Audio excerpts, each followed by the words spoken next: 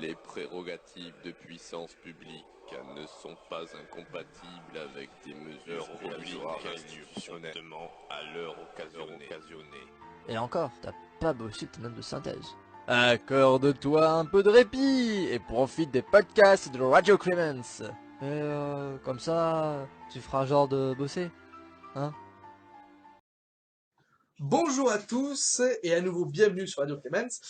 Nouvelle émission, mais qui est la suite d'une émission spéciale qu'on vient de terminer, retour sur le CRFPA. Et cette fois-ci, écoutez, on va faire une émission à l'ancienne, un peu classique, mais toujours avec une bonne équipe et avec de nouveaux candidats et un nouveau public. Tsubatsa, je te redis bonjour. Bonjour. RF, je te redis bonjour. Bonjour. Nous avons un membre du public en la personne de Narvalo. Bienvenue Narvalo sur Radio Clemens. Bonjour. Et également, nous avons Pringles et Jimbo. Bonjour. Donc, aujourd'hui, nous avons une candidate, et bien oui, c'est la reprise, et c'est la première fois dans Radio Clemens que nous allons accueillir une candidate. Moi, je pense que ça mérite un petit applaudissement d'ores et déjà, c'est quand même, voilà, ça nous change. Du reste, alors, on va essayer d'introduire quelque peu le sujet sur lequel notre candidate va passer. Donc, on lui a donné un arrêt du Conseil d'État en date du 30 décembre 2013.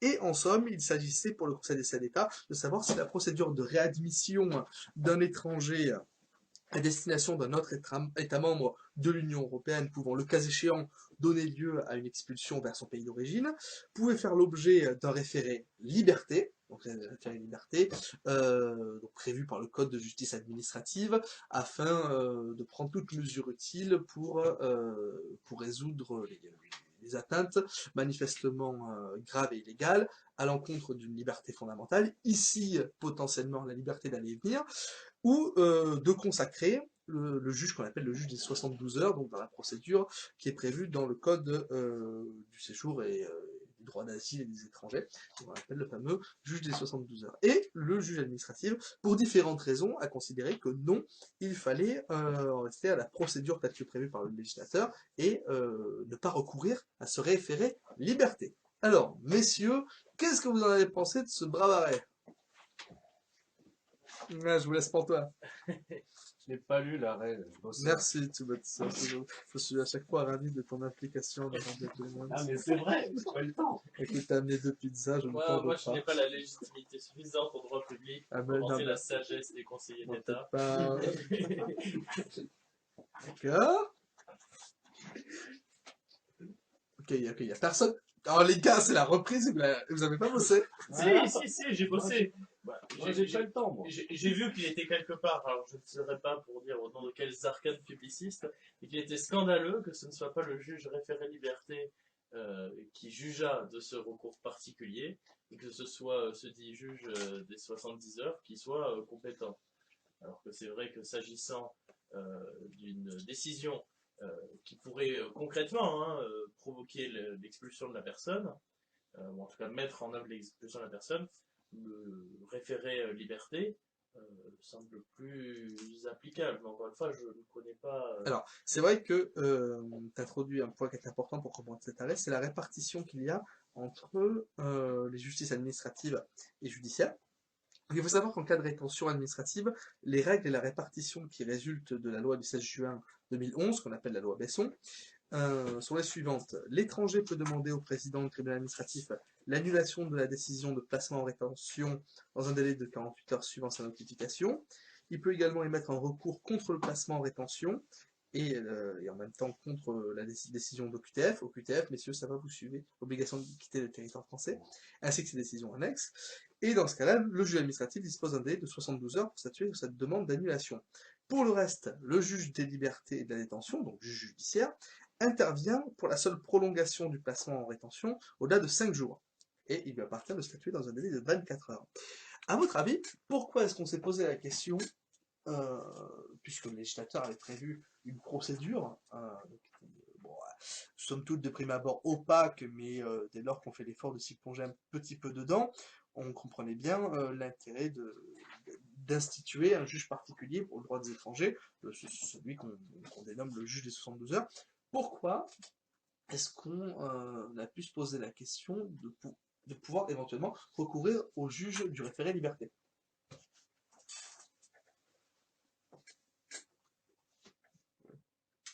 Peut-être parce que dans son titre, il y a le mot liberté, et que dès lors que, comme tu le disais en introduction, on restreint la liberté d'aller et venir, il semble cohérent que ce soit un juge qui, peut-être par sa culture, euh, même s'il n'est pas juge judiciaire, est quand même gardien des libertés individuelles dans cet office, et plutôt de le reléguer à un juge spécialisé qui peut-être se fait l'antichambre de la préfecture pour rentabiliser les expulsions. Et je me demande si le juge des référés liberté serait pas plus favorable à la personne, au demandeur, que ce juge des 72 heures. Encore une fois, je manque totalement de pratique et de légitimité pour savoir ça. Peut-être qu'il y a un aspect, c'est vrai que le juge de 72 heures passe comme s'il était enfermé dans un unique droit, celui du droit des étrangers, il serait enfermé dans une certaine routine, et il n'aurait pas quelque part une sorte de fraîcheur que pourrait apporter le référé liberté, qui pourrait être plus sensible sur certaines questions de liberté fondamentale,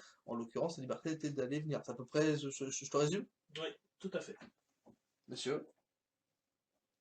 Je n'aurais pas dit inutile. Dis-moi.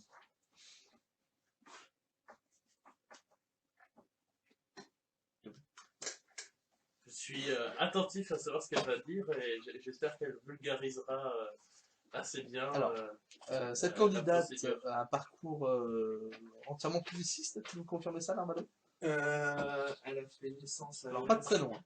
Oui, Principal. oui. Donc, comme tu niveau de radio, faut oui, qu'on lui trouve encore un. Elle a toujours fait du droit public. Oui, elle s'est spécialisée dès le début. Elle a fait une première année en ES, elle a basculé en seconde année en droit. Elle a tout de suite fait du droit public. D'accord, donc écoutez, ça ne manquera pas de nous éclairer nous-mêmes sur ces différentes interrogations.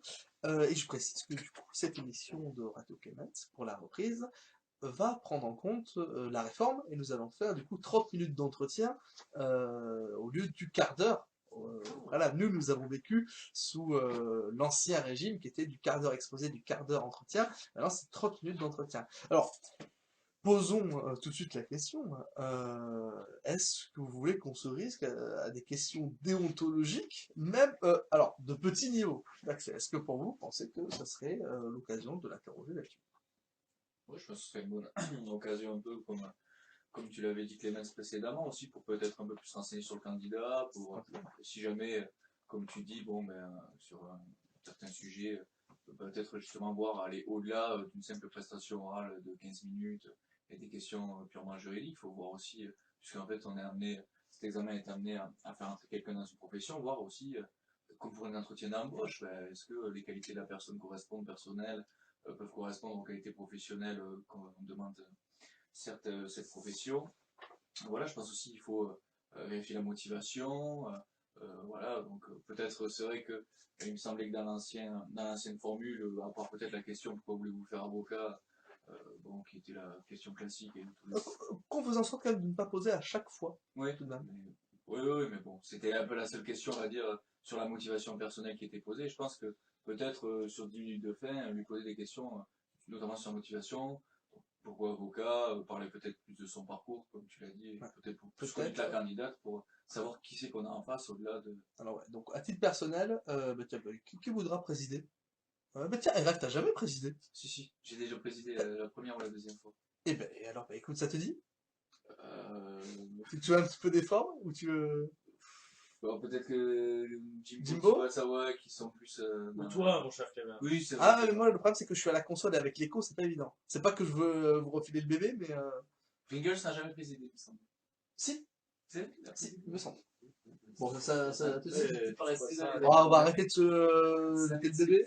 Sa présidence n'était pas restée dans les annales. Tu veux que je préside Jeu de mots. Tu veux que je préside? Tu veux que tiens, je crois que tu l'as jamais fait, par contre. Non, j'ai jamais fait. Eh ben, parfait. Voilà, Allez, c'est tout bas de ça. Donc, moi, je veux bien qu'on pose des questions déontologiques. Néanmoins, ça tombe très bien, tu vois ça, puisque tu es président du jury, tu es à l'école des avocats. Si on en cause, tu restes dans des limites de l'ordre du... tu restes dans un aspect liberté publique d'une personne qui n'a pas reçu de cours de déontologie pure. Des questions fondamentales, oui, pourquoi pas, si ça s'y prête. Hein. Mais il n'y a pas lui souffler dans la narine sur les conventions d'honoraires, juridictionnelles, voilà, c'est à côté de la déontologie, mais c'est pas loin. Sur les principes du serment, oui, je vous ai peut-être posé une question. Ouais, voilà, Après, ouais. la question, bien sûr, pourquoi faire avocat? Et surtout, il faut souvent poser cette question parce qu'il faut que les candidats la préparent. Ouais. Surtout qu'au jour J, elle va tomber. 9 fois sur 10, elle tombe. Donc, il faudrait qu'elle soit bien préparée, que la réponse soit. C'est vrai que maintenant, avec les 30 minutes, risque d'avoir un certain côté automatisme des questions. Quelles sont vos qualités, quels sont vos défauts. Ça a l'air bête, mais ça tombe. Monsieur Neridov, qui est président du jury, il a dit. Ah oui. C'est pas grave. Il a dit qu'il y aurait sans doute des questions typiques. Quel est le dernier livre que vous avez lu, le dernier film que vous avez vu, et que lui, il posait de plus en plus. Finalement, ça signe un peu plus au grand oral de la magistrature, non, Jimbo? Puis si on fait Ah oui, ça, tiens. un peu comme ça, finalement. Ça se rapproche plus de Oui, ce- ben, je pense que format. je pense qu'au-delà des textes, c'est le jury qui surtout patine les produits grand oral à sa sauce. Hein. C'est le jury qui est souverain. Donc, il y a les textes et il y a la pratique que chaque jury en fait. Mais oui, je pense que c'est au moins en partie aussi une épreuve de culture générale ou d'entretien professionnel ou de motivation. En termes de temps, c'était comment le grand oral pour Ça dure 50 minutes. D'accord. Donc tu as une certaine expérience de comment ça se passe un oral qui dépasse les 30, quoi. Oui. Donc c'était réparti comment? C'était l'exposé durait combien de Alors, temps? on fait un exposé de 5 minutes sur un sujet. Ah ouais. Oui.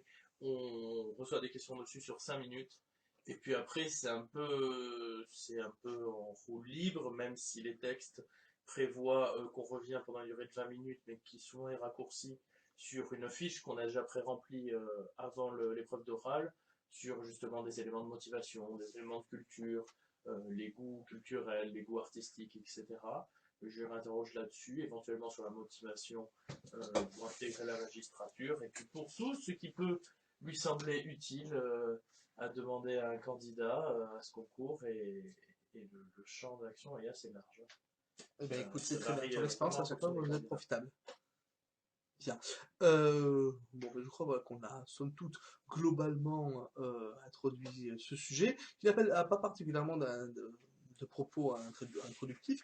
J'ai envie de laisser, au final, ça va nous faire du bien d'avoir cette surprise, cette nouveauté dans la personne de notre candidate. Et on se retrouve, eh bien, écoutez, avec le passage au grand oral. À tout de suite. Sur YouTube ou sur Facebook, on s'abonne. Vous êtes sur Radio Clemens, la radio qui papote ses RFPA. Eh garçon, tu savais qu'à la campagne, il y avait de belles femmes et de beaux rideaux? Juriste de mauvais goût, vous êtes aussi chez vous. Retour sur Radio Clemens, où nous avons Chips qui nous a rejoint. Merci beaucoup Chips d'être des nôtres pour cette première émission en ta présence de Radio Clemens, pour une émission de reprise, et c'est un honneur de t'accueillir. Merci infiniment de ta présence. En conséquence, puisque nous allons passer à ton entraînement, à ton exercice, je vais laisser la parole à Tsubasa, qui a bien voulu accepter d'être le président du jury. Vous allez faire l'exposition pendant 15 minutes. Vous aurez ensuite un entretien de 30 minutes. Je vous laisse la parole. Merci, Monsieur le Président. Monsieur le Président, Messieurs les membres du jury,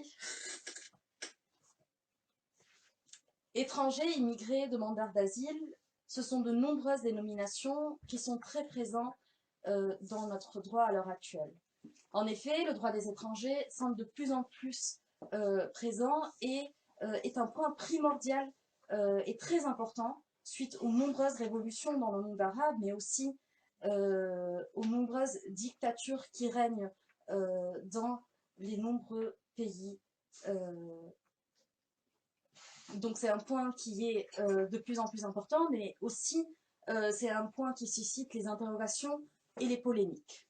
Un étranger est défini à l'article L 111-1 du Code de l'entrée et de séjour des étrangers et du droit d'asile, qui les définit comme toute personne qui n'ont pas la nationalité française, soit qu'elles aient une nationalité étrangère, soit qu'elles n'aient pas de nationalité, et dans ce cas, ils visent les apatrides. Donc, dans le droit français, il existe un certain nombre de procédures des processus permettant l'accueil des étrangers, mais aussi leur séjour. Donc les conditions sont contenues dans les articles L111-1 et suivants. Donc un étranger, pour qu'il puisse réellement résider sur notre territoire, il a besoin de justifier d'un titre de séjour ou d'une autre procédure qui lui permet de résider sur notre territoire. Ceci est fait par l'octroi de cartes de séjour, qu'elles soient temporaires ou qu'elles soient permanentes. Donc, à défaut d'une telle carte, à défaut de la régularité du séjour d'un étranger, et ceci, quelle que soit la procédure qu'il devait mettre en œuvre, l'étranger, lorsqu'il n'est pas dans une situation régulière sur le territoire français, doit se voir refuser la présence sur le territoire.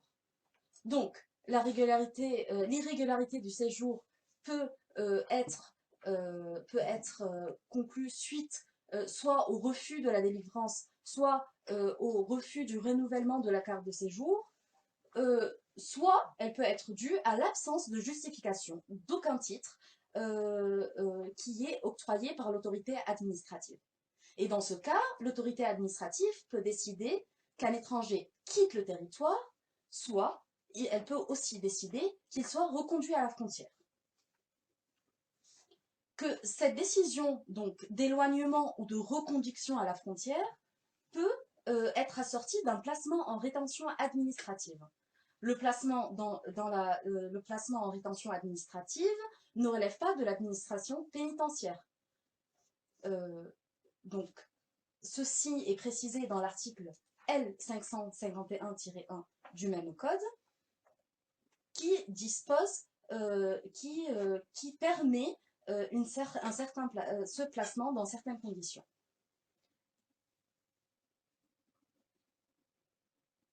Et l'article L551-1 prévoit l'application de ce placement en rétention lorsque l'étranger doit être remis aux autorités compétentes d'un État membre de l'Union et ne peut quitter immédiatement le territoire français. Or, dans l'arrêt qui nous est soumis, ceci est le cas de M. A, puisque le préfet de police, par une décision du 21 mars 2013, du 17 janvier 2013, a décidé sa remise aux autorités hongroises, donc l'Hongrie qui est un pays de l'Union européenne, et a décidé aussi d'assortir cette décision par un placement en rétention par la décision du 21 mars 2013.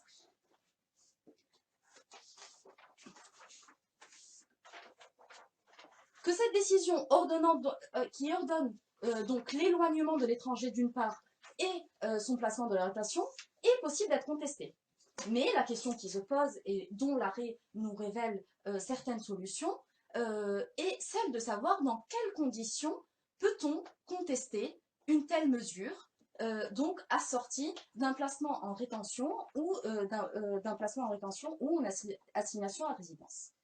Donc le Conseil d'État, dans cet arrêt, nous précise qu'une telle décision fait l'objet d'une procédure spéciale qui est contenue dans l'article L512-1,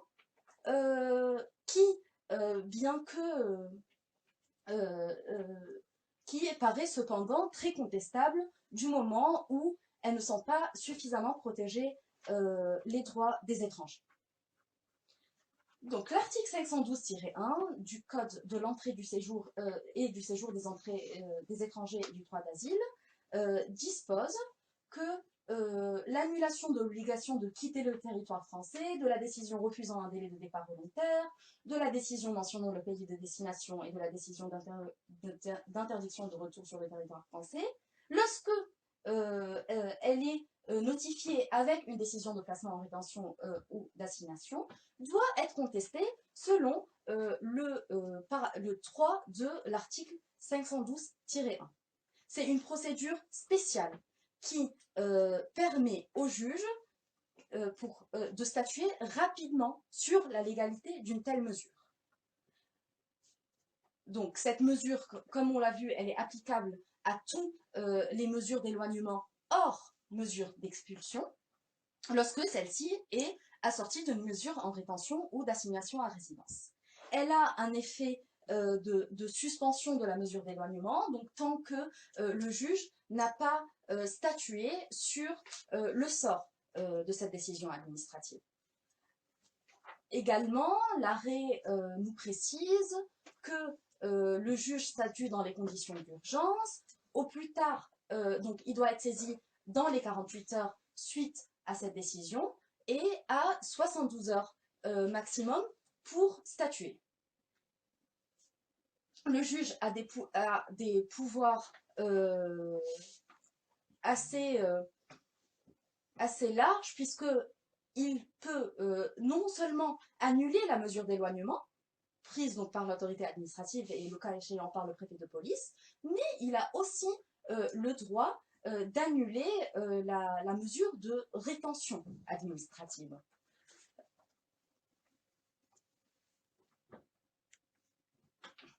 Cette mesure, cette procédure spéciale qui est mise en place par l'article 512-1 du Code de l'entrée et du séjour des étrangers et du droit d'asile, permet d'assurer la bonne administration de la justice.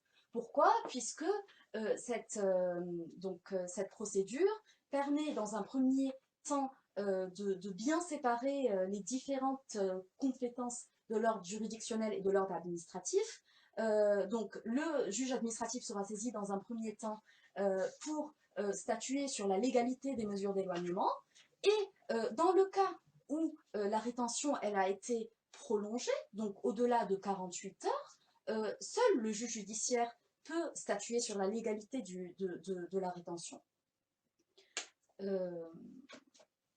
Donc cette procédure spéciale paraît dans un premier temps proportionnée, et même permet d'une façon rapide de statuer sur ces mesures d'éloignement, mais cette mesure peut être contestée du moment où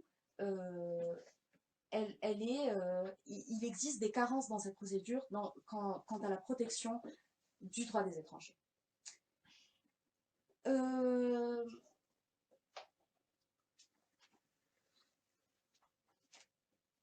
En effet, dans l'arrêt, le Conseil d'État va préciser que la procédure spéciale prévue par le Code de l'entrée et du séjour des étrangers et du droit d'asile présente des garanties au moins équivalentes à celles des procédures régies par le livre 5 du Code de justice administrative. Donc, le livre 5 du Code de justice administrative consacre l'ensemble des procédures de référé qui sont aussi là pour pouvoir juger en urgence, mais l'expression des garanties au moins équivalentes est quand même contestable du moment où elle peut se comprendre comme si elle ne respectait pas autant les libertés et la procédure qui est contenue dans le livre 5 du Code de justice administratif.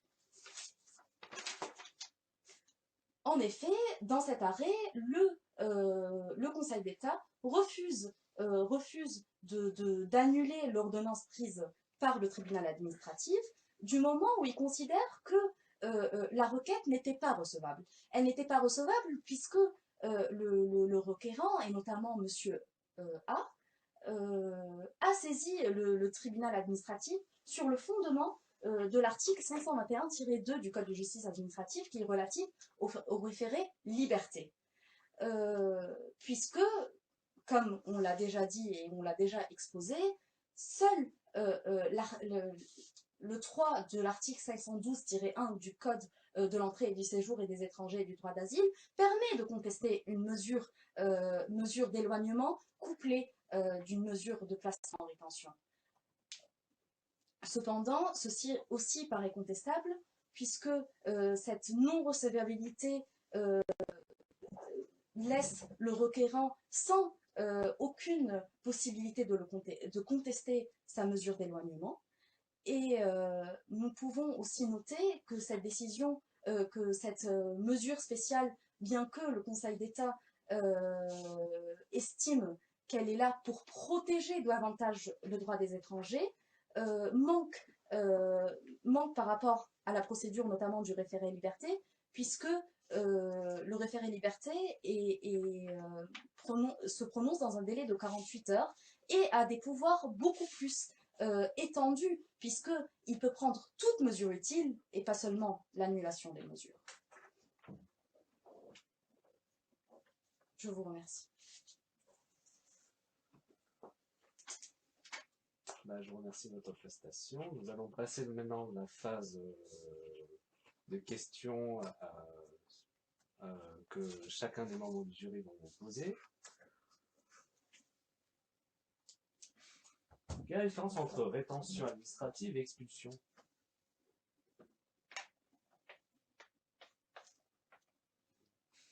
Est-ce que c'est dans la même phase? L'expulsion, la rétention administrative, elle est juste là, elle a pour but de placer les personnes en attendant l'éloignement ou l'expulsion dans le cas. Mais l'expulsion a un effet direct, alors que donc pas besoin de mettre les personnes en rétention, parce que la rétention, quand on met la personne en rétention, c'est en attendant cette mesure, l'application, l'exécution de cette mesure. D'accord, ouais, c'est ça que je voulais en fait. Quelle est la différence entre une garde à vue et une rétention administrative?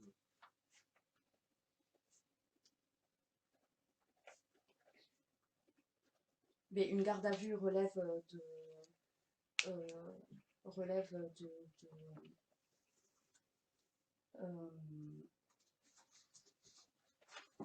de l'administration pénitentiaire, alors que la rétention administrative, c'est juste, elle appartient à la police administrative qui permet juste d'arrêter des personnes dans un endroit donné pour attendre l'application de la mesure. Alors que la garde à vue, elle est régie par différents textes, et notamment les dispositions de la garde à vue ne s'appliquent pas en tant que rétention administrative. En fait, ce que je voulais dire, c'est, par exemple, est-ce qu'un étranger qui n'a pas commis d'infraction peut-il être en garde à vue parce qu'il est sans titre de séjour, par exemple? Oui. Ok. D'accord. Tu fais tourner peut-être? Oui. Alors, oui. Je donne la parole à RF. Pour en venir donc vraiment à l'arrêt, puisque c'est peut-être commenté, mais quelle est réellement la problématique ici? C'est pas la question qui se posait, puisque finalement, au fil de votre exposé, on n'a pas forcément, je sais pas, peut-être que je suis seul, on n'a pas. Enfin, pour vraiment reproblématiser le sujet, quelle était vraiment la question ici? Sur quoi elle a statué finalement? Enfin, sur quoi le Conseil d'État a statué du coup? Mais sur l'application de la procédure spéciale prévue par le Code des étrangers. À votre avis, pourquoi est-ce que le référé liberté aurait pu paraître opportun plutôt que d'employer le juge des 72 heures? À votre sens, est-ce qu'il y a une application pratique qui pourrait justifier, au-delà de la question des pouvoirs, mais comment est-ce que vous seriez en mesure de justifier l'intérêt de recourir éventuellement à cette procédure du Code de justice administrative?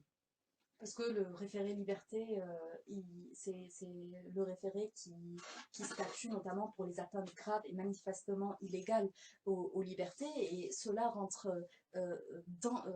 vraiment dans le cas de l'arrêt, et c'est pour ça que le référé liberté semble plus opportun, puisque même sur le fond, il aura une certaine appréciation qui sera beaucoup plus poussée sur notamment les différentes libertés mentionnées. À votre sens, est-ce qu'une réadmission dans un État membre de l'Union européenne d'un étranger à un État membre donné est une atteinte grave, manifestement illégale, à une liberté fondamentale? elle peut très bien être une atteinte manifestement illégale. Cependant,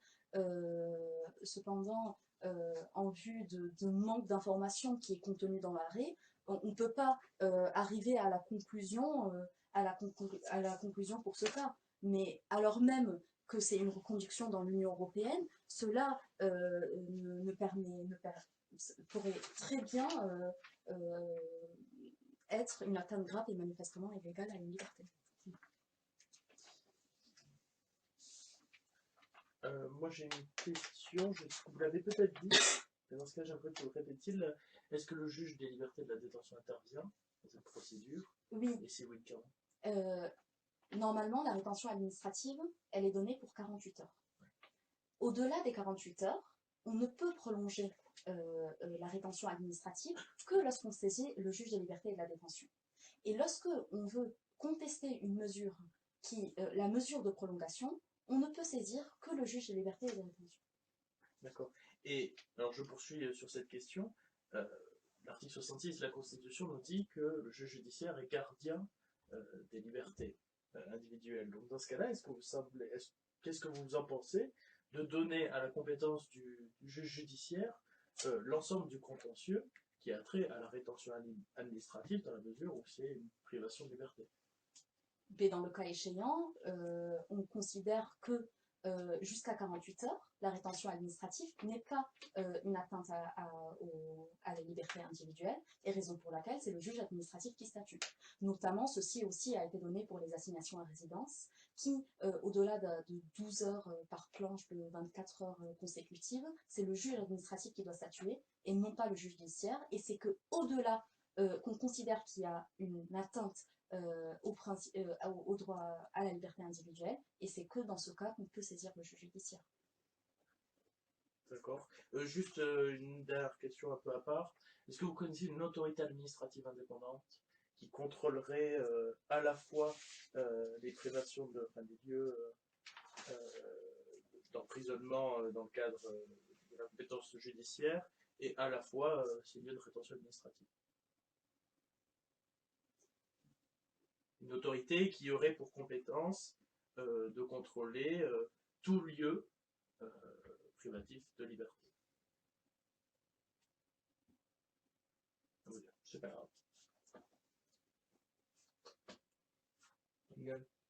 Bon, peut-être une petite question un petit peu plus générale. On a des exemples aux États-Unis ou même au Royaume-Uni où forcément on n'a pas la même approche sur le principe d'unicité. Qu'est-ce que vous en pensez? Est-ce que vous pensez qu'aujourd'hui on devrait remettre en cause la dualité des ordres? Ou est-ce que vous considérez que c'est légitime d'avoir un pareil contentieux et de se poser encore la question à la date où on est, de savoir si ça va devant le juge administratif ou le juge judiciaire? On a des États, archives au Royaume-Uni ou les États-Unis, où on considère qu'en effet, en première instance, dont acte, on peut avoir une telle dualité, mais en appel, par contre, principe d'unicité oblige, on revient devant le juge de droit commun. Est-ce qu'aujourd'hui en France, on devrait remettre en cause cette dualité des ordres, ou pour vous, on peut conserver une telle dualité avec un Conseil d'État et une Cour de cassation? Mais déjà, la dualité des ordres, c'est vraiment quelque chose très spécifique à la France. Ceci ça a été le fruit d'une certaine construction qui a pris plusieurs décennies. Et à mon avis, ceci ne doit pas être mis en cause, puisque cette dualité permet une certaine expertise dans des domaines qui sont quand même différents. Donc la remettre en cause, ça me paraît un peu excessif, mais pour des matières bien précises, où notamment il faut saisir le tribunal des conflits et où il y a des procédures à rallonge, oui, pourquoi pas pour certaines matières bien précises remettre en cause cette dualité, mais la dualité en tant que telle, à mon avis, permet réellement une bonne application et une bonne administration de la justice et ne peut être mise en cause. Alors, pardonnez mon imprécision, il y avait un auteur qui disait, j'ai oublié son nom, qui disait que le juge administratif, c'est l'administration qui se juge et non le juge qui juge l'administration.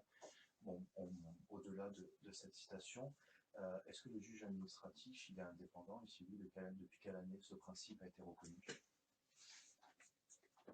Oui, le juge administratif, si au début oui, c'était plutôt l'administration, c'était le juge, l'administration juge, mais à partir de la loi, c'est à partir.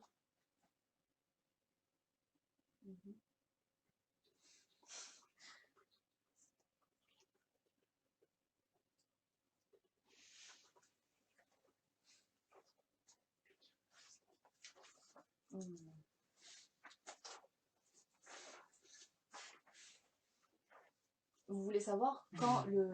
Alors, quand ou est-ce que effectivement le juge administratif est indépendant? Oui, déjà, ça a été reconnu pour son indépendance. Son indépendance par rapport à l'ordre judiciaire ou par rapport à l'administration elle-même? Son indépendance tout court. Est-ce que statutairement il est indépendant? Oui. Oui. Voilà. Donc on a parlé du dualisme. Est-ce que vous connaissez une juridiction qui est en charge en France de le sauvegarder, de préserver les règles du dualisme? Oui, le tribunal des conflits. Et vous savez depuis quand il est... C'est vrai, c'est une question...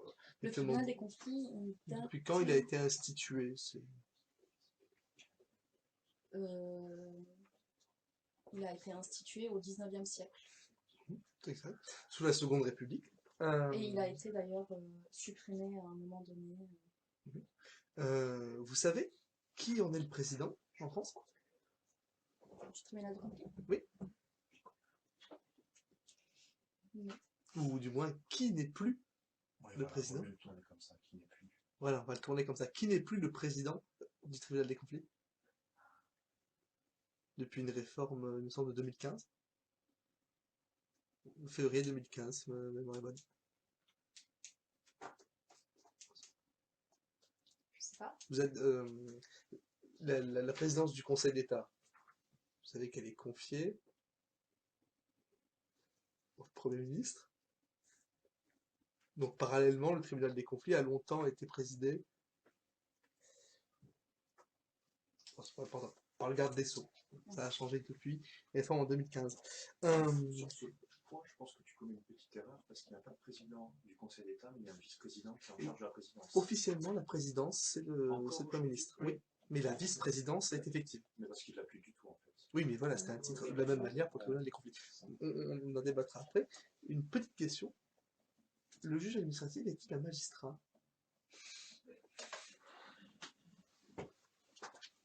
Non. Vous voulez développer ou...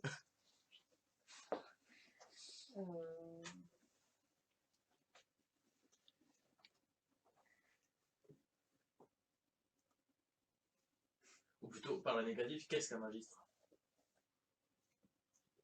Un magistrat, c'est un juge judiciaire. Est-ce qu'aujourd'hui on dit qu'on veut être magistrat administratif ou est-ce qu'il y a une autre expression? Est-ce qu'on parle de conseiller d'État? Est-ce qu'on parle d'autre chose? Est-ce qu'aujourd'hui on se dit juge administratif, conseiller d'État, magistrat? Selon vous? Oui, pour juge administratif, conseiller d'État. D'accord. Qui est le juge du Palais Royal?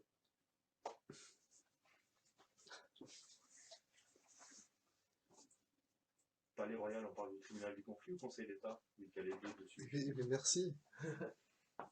Tu viens de spoiler la question. Ah, non, je voulais préciser pour qu'il y a deux sites. Mais oui, c'était ça le piège. Pardon, Bon, puisque la question a été spoilée, je vais poser une question pour revenir un peu plus sur l'arrêt. Donc j'ai bien compris dans votre explication qu'il y avait le juge des 72 heures qui lui connaît toutes ces contestations pour des reconduites dans un pays européen étranger, en l'espèce l'Autriche, c'est ce que vous avez dit. Et d'un autre côté, il y a le juge du référé liberté. Et alors du coup, dans quel cas il est, parce que moi je ne le sais sincèrement pas, dans quel cas il est compétent ce juge du référé liberté? Oui. Lorsque la décision n'est pas assortie d'une décision de placement en rétention. Donc ça serait quel type de décision par exemple? Mais ça sera n'importe quel type de mesure d'éloignement, de reconduction au territoire, à la frontière. Donc ça va être une contestation d'ordre de quitter le territoire français Oui. relèvera de la compétence du juge. Oui, du juge des référés. D'accord. Sauf si, et comme le cas échéant, elle est assortie d'une décision de rétention. Et dans ce cas, c'est juste la procédure du 3 de l'article 512-1 qui s'applique. Et donc dans ce cas, c'est un peu, enfin moi ça me paraît particulier parce que on a deux dispositifs distincts. On le maintient d'une part en rétention et de l'autre côté, on va le confier à un autre pays européen. Et dès lors qu'il y a ce maintien en rétention, ça suffit à fonder la compétence d'une juridiction, d'un juge, et par accessoire de tout ce qui pourrait être attrait à cette décision, tandis qu'en l'absence du maintien en rétention, c'est le juge de référé. Et ça vous paraît cohérent, ça? Non, c'est pas cohérent, puisque au final, vu qu'il peut statuer sur et la mesure de rétention et la mesure d'éloignement, ça paraît pas logique. Alors qu'au final, si on considérait par exemple que cette mesure spéciale est juste pour pouvoir statuer sur la décision de rétention administrative, bon, ça peut paraître plus logique. Mais si c'est statuer sur les deux, alors que normalement le référé liberté il statue lorsqu'il y a cette mesure d'éloignement, ceci paraît incohérent. Alors est-ce qu'il faudrait faire une disjonction, par exemple? L'un reste compétent et compétence d'attribution uniquement sur la rétention, et l'autre uniquement sur toutes les mesures d'éloignement qui peuvent. Après, le problème, si on fait ça, c'est qu'il ne faut pas oublier que c'est un juge qui statue dans l'urgence. C'est un juge qui statue dans l'urgence, donc dans tel cas, ça va prolonger la procédure et cela ne permet pas réellement l'efficacité. Donc, même si cela paraît peut-être incohérent, mais pour une certaine efficacité et effectivité des décisions, cela peut-être permet, de saisir un seul juge et pas deux, permet d'être beaucoup plus rapide. D'accord. Vous êtes saisi sur un dossier en matière d'expulsion. Notre client va être expulsé. Il y a une mesure d'expulsion. Ça a été prononcé par qui? La mesure d'expulsion? Oui. C'est un acte administratif, oui. C'est lequel? Ça a été prononcé par qui? Dans le cas ici? Oui. Par le préfet de police. C'est qui prononce la mesure d'expulsion? Qui envoie un décret d'expulsion? C'est qui le rend? Un arrêté. Non, un décret. Non, c'est un décret d'extradition. C'est un arrêté d'expulsion. Arrêté d'expulsion. Bon, c'est un bordel. On peut faire un recours, hein? Est-ce qu'on peut faire un recours contre l'expulsion? Oui. Bien sûr. D'accord. Toute mesure administrative, d'après l'arrêt Dame Lamotte de 1950, peut faire l'objet d'une contestation. On prend devant la nouvelle juridiction, on prononce à nouvelle fois, on confirme une mesure d'expulsion. Est-ce que vous pouvez encore faire un recours?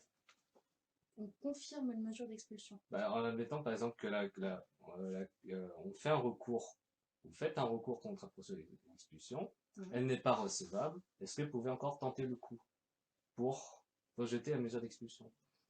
Ah, si elle a été rejetée pour irrecevabilité? Oui, par exemple. Notamment dans ce cas? Oui. Oui.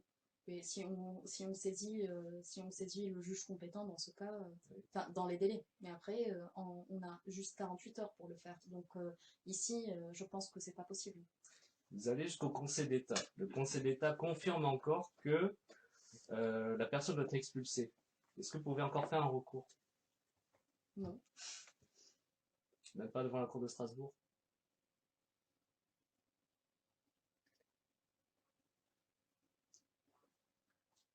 On peut essayer. Pour dire que c'est une mesure d'expulsion, qu'elle soit régulière ou pas, on peut toujours dire qu'elle porte atteinte aux libertés fondamentales de mon client, surtout s'il est avec sa famille. Oui, certes. Mais après, c'est deux procédures différentes, parce que là, pour le référé, c'est vraiment pour avoir un effet immédiat de suspens et de rester sur le territoire. Alors que si on va saisir la Cour de Strasbourg, on pourra. Mais cela, quand on va la saisir, la personne, elle sera déjà sur son territoire, puisque la mesure, elle va être exécutée, et cela va prendre du temps, et que lorsque la Cour de Strasbourg statuera, la personne sera déjà sur leur territoire. Oui, bien sûr. Et c'est ça qu'on critique beaucoup chez la Cour de Strasbourg, c'est qu'elle prend beaucoup de temps à traiter une requête. En moyenne, c'est 2 ans, ce qui fait que certaines décisions sont, faut le dire, inutiles. Donc ça pose des problèmes. Surtout que des arrêts, on ne peut pas les exécuter dans la minute qui suit. C'est ça. Mais après, donc, si ça passe devant le Conseil d'État, dans le droit français, ce que je croyais, on ne peut plus faire du recours aux autorités sur le sujet. D'accord, très bien. Et est-ce que, en prolongement de la question sur la CEDH, qu'est-ce que là vous pouvez obtenir concrètement? Est-ce que c'est des satisfactions équitables ou est-ce que du coup vous pouvez obtenir une annulation de la décision, une réintégration sur le territoire? Qu'est-ce que vous allez chercher devant la CEDH en tant qu'étranger? Non, la CEDH, elle ne peut pas annuler la décision. Elle peut juste condamner l'État à des dommages internes. Non, mais est-ce que sa décision peut-elle pas influencer sur la législation? Bien sûr, elle peut influencer, puisque lorsque l'État a été condamné, en pratique, l'État doit prendre en compte les décisions de la CEDH. Par contre, ça ne rentre pas dans ses pouvoirs d'annuler une décision administrative. Ni judiciaire. Ni judiciaire. Mais bon, là, dans le cas. Pardon, c'était pour rebondir, mais. Si je veux rebondir, vas-y, j'ai changé de sujet. Ah d'accord. On aime tous rebondir ici. Juste une petite question, vu que vous parliez, pardonnez-moi, de décision. Quelle est la différence entre une décision, même une ordonnance, un jugement, un arrêt? Est-ce que vous employez souvent le terme générique de décision? Est-ce que un magistrat rend une décision ou est-ce qu'il rend un arrêt, une ordonnance? L'ordonnance, c'est lorsque le juge statue en urgence, en référé. Pour le tribunal, pour le jugement de première instance et de troisième instance, on parle de jugement. Pour la cour d'appel, on parle d'arrêt. Voilà. La troisième instance, elle se fait où en France? Devant quelle juridiction?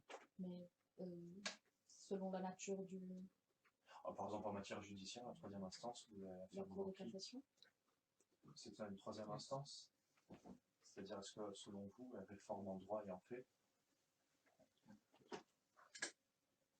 est-ce que c'est une troisième degré de juridiction? Oui. Donc vous pensez qu'il y a d'abord la première instance, l'appel et ensuite la cour de cassation, puis ensuite une troisième degré de juridiction? Il y a le tribunal, la cour d'appel et ensuite la cour de cassation. Selon vous, la cour de cassation, elle juge en droit ou en fait? est-ce que c'est une voie de réformation? Du coup. Ça part. Oui, enfin, c'était juste pour rebondir. Juste, je pose la question pour de cassation, elle juge en droit. En droit. Et en première instance, un appel? En première instance, le droit est en fait. Et la cour d'appel en droit en fait. Et la cour de cassation juste en droit, et pas en fait. C'est ça? Donc est-ce que pour vous c'est toujours un troisième degré de juridiction?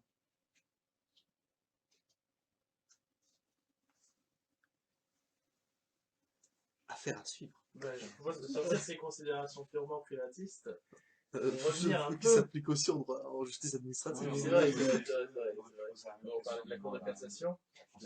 Non, moi j'ai une question qui m'intéresse vraiment par rapport à cet arrêt. C'est la situation des mineurs étrangers sur le territoire français, qu'on appelle maintenant mineurs non accompagnés. Est-ce que vous savez ce qui se passe typiquement? On va dire une personne venant du Mali, par exemple, qui assure elle une photocopie de son état civil, malien, qui dit qu'elle est mineure, elle arrive, elle se présente devant le commissariat de police ou la préfecture de police. Est-ce que l'autorité administrative peut expulser cette personne, ce mineur, puisqu'on qu'est-ce qu'il va dire de lui?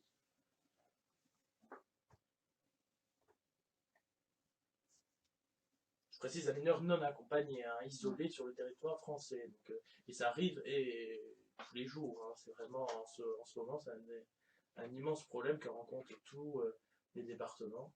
C'est de voir des dizaines et des dizaines de jeunes étrangers arrivés qui traversent la Méditerranée des fois. Et est-ce que ces jeunes peuvent faire l'objet de cette procédure d'expulsion?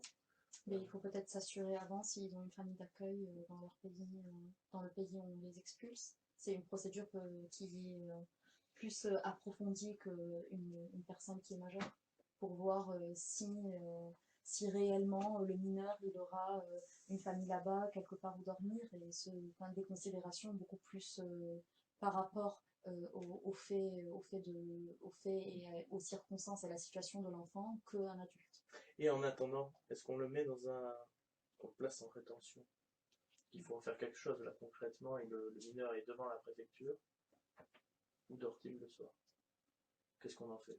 Parce que les procédures durent un moment, même si quand même ce serait des procédures rapides, il faut bien que soit pris en charge cet enfant.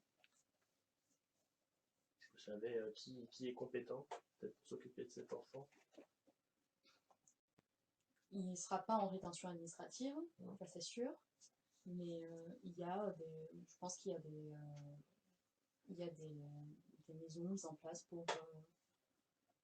pour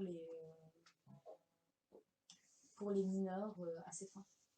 C'est l'aide sociale à l'enfance, qui est une compétence du département, qui s'occupe de l'enfance en danger et les mineurs étrangers. Font partie de ces enfants en danger, parce que des fois on voit qu'il y a des nouveau-nés qui arrivent au territoire français dans l'accompagner, et il faut bien s'en occuper. Vous voulez être avocate. Quand vous le saurez, et j'espère que vous le saurez, vous en avez tout à fait des compétences, est-ce que vous prendrez en charge ce type de contentieux? Oui. Moi, je prendrai en charge ce type de contentieux, parce que le droit des étrangers, ça m'a toujours intéressé. Je trouve que... je comprends pas pourquoi je prendrais ça en charge. Non, c'est pas... Non. Il n'y avait pas dans ma question le fait que ce serait étonnant de le prendre en charge. Est-ce que pour vous, dans les termes du serment que vous allez prêter, il y en a un qui ferait écho à ce souci de l'autre, y compris de l'étranger? Parmi tous les termes... Vous pouvez me rappeler les termes du serment?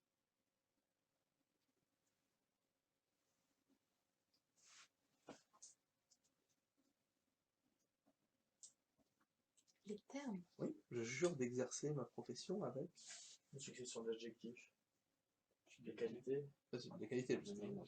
La loyauté. Loyauté. D'accord. Alors, le serment de l'avocat se termine par le mot humanité. Vous pouvez se terminer... Federico. Pourquoi voulez-vous devenir avocate?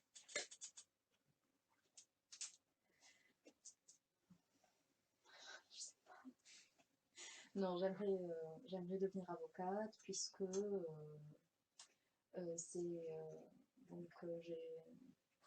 j'ai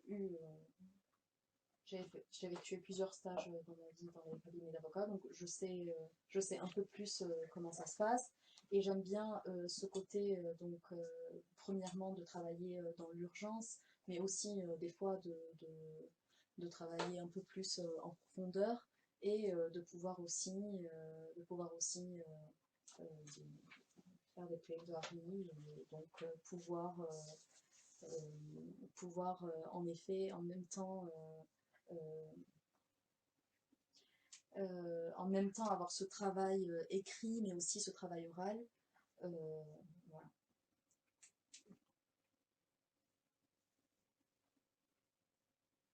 Je crois qu'on arrive au bout des 30 minutes d'entretien. On confirme ça? On est à 40, elle avait fini à 12. Bon, on va considérer... à moins qu'il y ait une dernière question.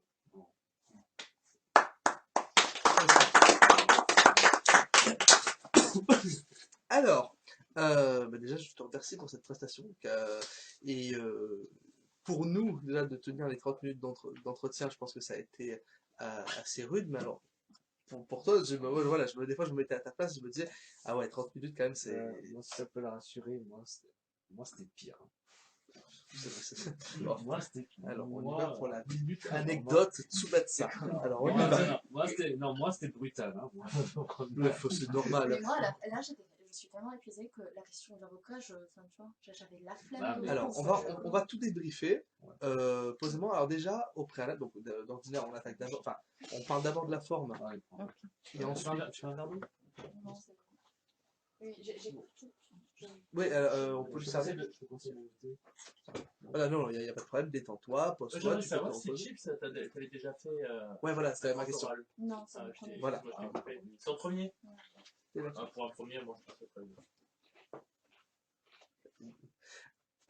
Oui, voilà, c'était une question. Donc, ouais, ça c'était important de savoir, ouais, c'était effectivement ton grand oral, ton premier.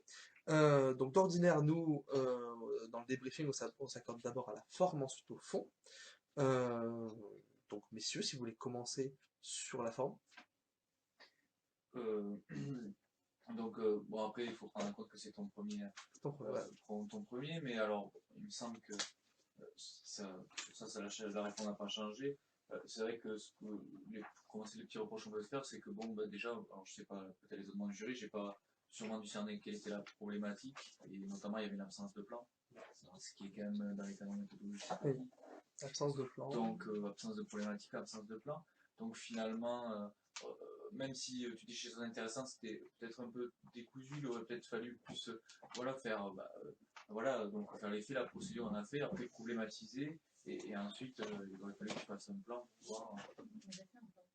Ah, mais alors, alors, il n'a pas été moi-même, voilà, j'ai été, alors, s'il y était, alors, visiblement, on est plusieurs, moi je l'ai pas ressenti. Moi non plus, donc il faut, je pense, l'exprimer clairement, tu vois. C'était l'application de la procédure spéciale et la contestation quand jamais c'est. Alors, une technique. Alors, Jimbo, je sais que t'as pas la même, donc ça va être intéressant. Moi, je sais, même si ça peut paraître scolaire, j'insiste sur les deux parties et je les répète. Par exemple, voilà, j'aurais fait, je sais pas, la confirmation de la compétence juge des 72 heures. La confirmation de compétence 72 heures. Parce qu'en fait, la note qu'on t'attribue au grand oral, il y a un premier avis qui est. Mais ensuite, ils se réunissent et ils gardent ce qu'ils ont pu noter. Et même si ça peut te paraître peu éloquent d'avoir à répéter, d'avoir cet effet voilà, de répétition, voilà, je sais que tu fonctionnes pas pareil, Jimbo, donc ça va être intéressant. Je pense que c'est pas mal quand même de pouvoir t'assurer qu'ils aient une trace écrite. Et de dire, ouais, elle, ah oui, c'est vrai, elle m'a parlé de ça. Enfin, il faut qu'ils arrivent à se situer, cette candidate, elle a parlé de ça. Moi, c'est vraiment, non, j'ai pas vu le plan. Je suis pas d'accord sur le fait de répéter la phrase, mais par contre, il y a quelque chose sur lequel je rejoins Clémence, c'est qu'il faut vraiment prendre le jury par la main. Il faut dire, même si tu dis dans un premier temps, nous verrons et à parler plus fort, à parler plus lentement, à marquer vraiment telle une évidence, faut pas hésiter, t'en feras jamais trop, quitte à répéter, bon moi c'est pas mon truc, mais ça, franchement ça peut marcher. Pour la problématique, ça peut être plus noyé dans l'introduction, mais en général elle se repère parce que soit elle a une forme interrogative, soit elle est dit juste avant le plan, et le plan faut vraiment peser, faut vraiment, dans un premier temps, on parlera de ça. Et au début de ta partie, tu enchaînes, nous allons parler de ça, qui est mon grand 1. Bon, tu ne dis pas que c'est ton grand 1, mais tu t'apesantis, parce que c'est à ce moment-là qu'ils vont, il faut les accompagner. Il faut vraiment les peu importe prendre sa par la main. méthode, mais Vraiment, les accompagner, c'est le mettre au. Tu ne seras jamais trop lourd sur le plan. Après que deux parties, hein. Pas de sous-parties. Ouais. Enfin, moi, c'est ma philosophie. Tu n'as que deux sous-parties à annoncer. Mais il faut vraiment, vraiment, et au moment de la transition, il faut vraiment, quitte à faire une pause et à dire, après cela, nous allons voir le second temps de mon exposé qui sera, nana. Et il faut vraiment. Ouais, Puisqu'on en est à des considérations méthodologiques, on en est à combien de minutes d'exposé? 12-43. Ce qui est tout à fait standard. Voilà. C'est c'est même bien parce que même quand tu te rapproches des 15, ça commence même à faire trop. Pour ma part, j'ai noté des petites corrections à apporter sur l'élocution. Le truc, c'est que tu emploies trop souvent, à mon sens, l'onomatopée E. Ce qui a un effet, voilà, ça rend ton propos, qui est pourtant intelligible et tout à fait cohérent et intéressant, mais ça le hache, ça le sature, et ça donne presque une impression d'hésitation. Alors qu'en fait, ce que tu dis est exact sur l'essentiel. Moi, je trouve qu'il y a vraiment quelque chose de typique, surtout si tu passes le premier grand oral. Je vois qu'il y a vraiment une différence entre le début et la fin. Au début, j'ai noté énormément de E, des mots bégaiements des fois sur lesquels tu butais. Peut-être une manque de fluidité, des problèmes vraiment de respiration. C'est vraiment un truc que le théâtre pourrait apprendre, vraiment de respiration. Des fois, tu arrives au bout de ton souffle et tu es obligé de faire un silence pour reprendre ta phrase en plein milieu. Tu regardais pas non plus. Et plus on avançait, déjà, les regards que tu as lancés au jury, c'était vers la fin. Il y avait toujours des E, il y avait toujours des respirations, des blancs, mais c'était beaucoup moins. Et donc, je pense qu'au fur et à mesure, en travaillant, ça va se fluidifier, mais il faut vraiment que ce soit fluide. Oui, c'est s'améliorer sur la fin, mais une autre onomatopée est apparue. C'est à chaque fois que tu répondais, enfin, pas à chaque fois, mais tu commençais souvent par B, ben. Vous l'avez senti ou pas? Oui, ça, il faut pas. J'ai pas noté ça. Ben, c'est pas comme ça. Ou, On entendait moins que le E. Hein. voilà, oui, oui, mais elle était tout de même présente. Et là, comme en fait c'est une phase d'entretien, là on est plus, tu parles plus seulement à un ensemble, c'est que tu réponds à quelqu'un qui peut être éventuellement un magistrat, donc une personne avec qui voilà, il faut y mettre les formes et être attentif. Ouais, sur la question de la réponse, la forme de la réponse doit être sujet à, enfin, voilà, il faut s'en soucier. Vous l'avez remarqué? Et moi, je parlais pas déjà sur les questions, je parlais déjà Oui, sur voilà. l'exposé. Non, mais La oui, fin oui, du mais exposé pour moi, c'est les formes. était mieux, enfin, t'as gagné en confiance. C'est sur la forme. Oui, Oui, je te rejoins. Faut pas C'est sûr qu'il faut gommer les types de langage, mais ça sert à ça de s'entraîner. Ouais, Il faut, voilà, vraiment Et après, être fluide. après, pour terminer, certaines expressions, l'Hongrie, la Hongrie. En fait, le problème, c'est que souvent, quand on écoute, et je pense que c'est pareil quand un jury, il n'est pas toujours attentif, en fait. Et en fait, tu vas le réveiller par des pics, et il va se dire, ah ouais, elle a dit l'Hongrie. Oui. Ah, typiquement, tant qu'on est sur des points vraiment de détail, je note par exemple moi, ce qui à un moment m'a réveillé, si tu as dit ordre juridictionnel Voilà, je l'ai et noté. ordre administratif. C'est l'ordre judiciaire. Les deux sont des Et oui, juridictions. tu vois, en fait, c'est pas. Voilà, mais c'est Tout à des fait. moments de vocabulaire, il faut que ça vienne naturellement. Tout à fait. C'est pas du Plus tout jamais une faire impression, on n'est pas là pour pointer, c'était pas bien. On a été dans la même situation, et sincèrement, je t'invite à écouter les premiers débuts de Jimbo sur Ado Clemens, celui de Tsubasa ou du mien. On a su corriger au fur et à mesure, surtout si c'est ton premier exercice. Donc voilà, c'est juste qu'il faut être conscient de ça. Je crois qu'on est bon. Voilà, la seule chose. Après, si on termine sur la forme, il y a des moments où il y a eu des flottements dans les réponses. Par exemple, quand je t'ai posé la question sur depuis quand, ou non, la réponse sur l'indépendance du juge administratif, ou par rapport à depuis combien de temps on avait le tribunal des conflits. Si t'as pas la réponse exacte, bah, tu greffes quand même. Ça veut dire que dans tous les cas, ça a été une préoccupation durant tout le XXe siècle. Tu peux jamais te planter avec une réponse pareille. Tu dis, ça a été une préoccupation des juristes, mais en tout cas, si jamais t'as pas la réponse exacte, ne reste pas dans un flottement silencieux. D'accord? Il faut que tu atterrisses quelque part. Mais pour le tribunal des conflits, du coup, j'ai dit que c'était T'as vu, voilà, au 19e siècle, mais voilà, voilà. Ou sur le. Pour essayer de raisonner, quoi. Voilà. Pour le flottement, toujours essayer de... Un par un. Pour le flottement silencieux, tu sais, quand on pose une question, on ne sait pas tout de suite la réponse. En fait, le but, il ne faut pas souvent essayer de répondre au tac au tac. Oui. Mais en fait, c'est le flottement Après, ce qui est dans la difficile, réponse. c'est quand on te demande une loi. C'est quelle loi, tu vois. Autant si tu ah, me donnes mon avis ou quoi, bien sûr. enfin, là, j'essayais, même par exemple pour les mineurs, j'avais aucune idée, mais aucune idée. Et j'essayais de me dire, bon, si c'est des mineurs, mais quand on te demande quelque chose tellement précis, t'as Parce trop que là, de faut être clair. Il y a des moments, enfin, moi, je pense qu'on me demande vraiment un chiffre ou une date précise. Si tu sais pas, tu sais pas. Oui, c'est ça. Non, non, oui. Si vraiment vous savez quelle loi, machin. Faut mieux. Et puis surtout, ça évite de faire perdre du temps au jury. Il préfère enchaîner avec une question. Et puis, voilà. Franchement, ça passe de Oui, pas répondre à une quand question. Voilà, Faut pas le faire trop souvent, voilà. mais ça passe. Tu ne réponds, quand tu as des trucs que tu ne sais pas, tu ne réponds pas au tac au tac, mais Tu tu fais prends, ensemble. Pas de prends brouhaha. 10 secondes pour réfléchir. Moins 10 secondes. Et là, tu vas montrer au jury que tu réfléchis, tu vas essayer de prendre une réponse qui est mature. Après, qu'elle soit fausse ou juste, ce n'est pas important, c'est plutôt les arguments qu'il y a derrière et l'intelligence aussi parfois. Par exemple, le jury va se dire, ok, je suis pas d'accord avec ce qu'elle dit, mais c'est pas mal. C'est déjà ça. Faut tendre vers là en fait. Marquer ta différence, et quand on te pose, et là, je pense a fortiori quand avec cette réforme d'examen, moi on m'avait toujours appris pour le grand oral, on te donne la parole, tu te débrouilles mais tu la gardes. Plus tu parles toi, et moins ils vont répliquer en face. Oui, il y a ça aussi. Donc il faut arriver, donc peut-être par exemple en posant ta voix, sans donner l'impression que ça flotte, que tu cherches, mais tu gardes la parole. Voilà, c'est le temps de réponse qu'on te donne. Profites-en, c'est là, c'est le moment où tu vas pas être attaqué quelque part. Et je pense que oui, c'est important dès lors que tu as 30 minutes dans l'entretien. On a fait le tour sur la forme? Passe au fond. Quoi? Moi j'ai rien, non, j'ai pas d'autres remarques à faire. Ah d'accord, mais donc sur le fond, vous voulez y aller? Alors, moi sur le fond, j'ai cafouillé avec dans mes propres questions, donc j'ai pas de leçons à donner sur le fond. Moi aussi, il me semble, soit c'était dans le corps de l'exposé, soit dans l'une des réponses, tu as dit que l'OQTF pouvait faire l'objet d'une contestation via le juge des référés.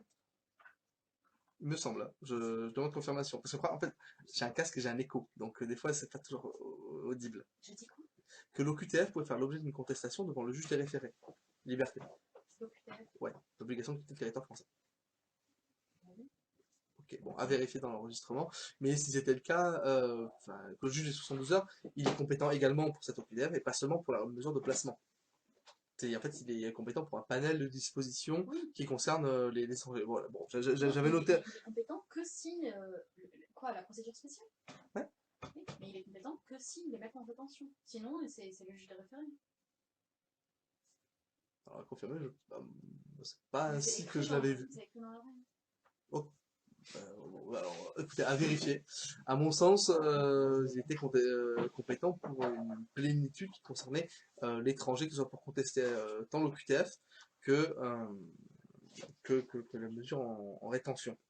Des points sur le fond, Jimbo? Ben, moi, j'ai aucune légitimité à parler du fond, c'est pareil, c'est un droit extrêmement technique, fouillis, qui change tout le temps, j'ai l'impression. Donc, sur le fond, je ne peux pas vous dire vraiment sur le commentaire. Il m'a semblé que vous colliez à l'arrêt. Une introduction peut-être un peu longue. Surtout si on n'a pas vu la transition, en fait. C'est peut-être ça. On avait vu clairement la distinction. On a remarqué souvent 5 minutes d'introduction, 5 minutes pour chaque partie. C'est assez homogène. Là, j'ai eu l'impression que c'était un peu long au début. Mais après, c'était difficile de problématiser aussi. Il y avait vraiment rien à dire. Ah, mais c'est tout l'objet de l'exercice, c'est de trouver des choses à dire. Oui, mais là franchement, qu'est-ce que. Bon, la contestation de cette procédure, ok, mais enfin, à part cette expression du Conseil d'État, genre, elle est presque aussi protectrice que l'autre, enfin, franchement, Je pense, quand tu es confronté à ce genre de sujet. Ah, pardon, vas-y, Priya. Avec l'opposition. C'est ça. Moi, s'il se réfère à une autre autorité ou à une autre procédure, ça veut dire qu'il est en train de tensionner le sujet. Après, ce qui est un peu compliqué, c'est que derrière, il y a des gens qui choisissent le sujet. Généralement, ils les choisissent en fonction de ce qu'ils aiment eux. Alors du coup, c'est vraiment la subtilité, mais il ne faut surtout pas leur faire comprendre que le sujet qu'ils ont choisi, il n'y a rien à dire, parce que si eux l'ont choisi, c'est que soit ça fait écho à des travaux qu'ils ont pu réaliser, soit ça fait écho pour des avocats, des affaires qu'ils ont pu avoir. Donc du coup, il faut vraiment toujours arriver en mode le sujet est vraiment très bien et on va en débattre ensemble. Oui, alors, ça j'ai remarqué, il n'y avait pas un panorama des sources, j'ai pas entendu de textes internationaux, s'il n'y en a pas beaucoup, on fait en fonction, je pense que ça dépend des thèmes en fait. Et puis ah oui, ça c'est subjectif, hein, mais c'est trop technique comme on dit en fait. Il faut que tu te rattaches au programme en fait. Tu sais, aux libertés fondamentales, c'est quand tu entends, par exemple, tu entends expulsion, rétention, faudrait que tu le rattaches à la liberté fondamentale. Liberté d'aller et venir, ça je te l'ai dit, il faut qu'on s'attarde un peu plus. Et le droit à la sûreté. Limite, droit à sûreté, liberté individuelle. Voilà, faudrait que tu te rattaches à ça. Là, tu as déjà 2 axes. En fait, face à un type de sujet comme ça, pour moi, tu as 2 approches. Ou tu te le sens et t'y vas, tu commandes dans le détail, tu dis mais tu connais les règles et du coup t'y vas, tu mets les mains dans le cambouis. Ou alors, tu la joues, en fait, tu fais un discours sur les thèmes qui sont en question. La liberté d'aller et venir, c'est quoi une liberté fondamentale? Quelle est notre responsabilité à nous, à la justice administrative, par rapport aux étrangers? Enfin, tu vois, en fait, tu éclates le débat, tu sors des détails, on parle plus de technique, on parle des enjeux. Parce qu'en fait, dans tous les cas, si jamais tu fais ce discours dans ton exposé, ensuite on va te ramener sur des questions de détail. Si tu fais une question de détail dans l'exposé, ensuite on va te parler dans l'entretien des principes. à voir comment est-ce que tu le sens, mais peut-être que justement, moi, à titre personnel sur un sujet comme ça, j'aurais peut-être préféré justement partir sur des discours. L'arrêt, par exemple, fait mention, il me semble, de la question de l'équivalence des garanties de recours. Voilà, enfin, on peut parler de ça, du dualisme, tout ça, il y a un pléthore en fait, de thèmes sur les libertés fondamentales qu'on pouvait retirer de cet arrêt, et on t'aurait peut-être posé des questions procédurière, ou peut-être pas, parce que s'il faut, le jury, bah, il n'est pas particulièrement à l'aise, comme ça peut être notre cas. Et si jamais tu avais des questions comme ça, bah, c'est plus facile de noyer le poisson dans le cadre d'une question. C'est-à-dire, au final, ça commence par une question technique, mais tu peux répondre sans dire je ne sais pas, mais tu te raccroches tout de même à un principe fondateur. Tu vois cette approche? Je sais pas, c'est messieurs? Oui, non, je suis d'accord. Je fonctionne exactement comme ça, en fait. Voilà.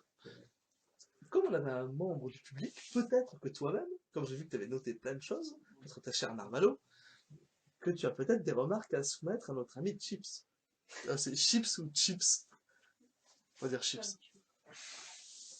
Non, j'avais remarqué la même chose, l'absence de plan, même si je l'avais vu au final, mais j'étais pas sûr de moi. Après, c'était très technique, donc j'ai pas tout compris. mais j'ai bien aimé au début le contexte. Ouais. Le contexte, dire que c'était une question d'actualité. Donc La définition des étrangers. Voilà, ça j'ai bien aimé. J'ai failli te poser une question là-dessus. Ça aurait été parti ensuite trop, donc ça aurait été décousu. Mais j'ai failli, quand tu fais ce genre d'introduction, tu t'ouvres un sujet de tiroir sur les révolutions arabes. Oui, et là. mais ça, je connais quand même. Ouais, d'accord. Bon, bah alors j'aurais dû te poser une question là-dessus.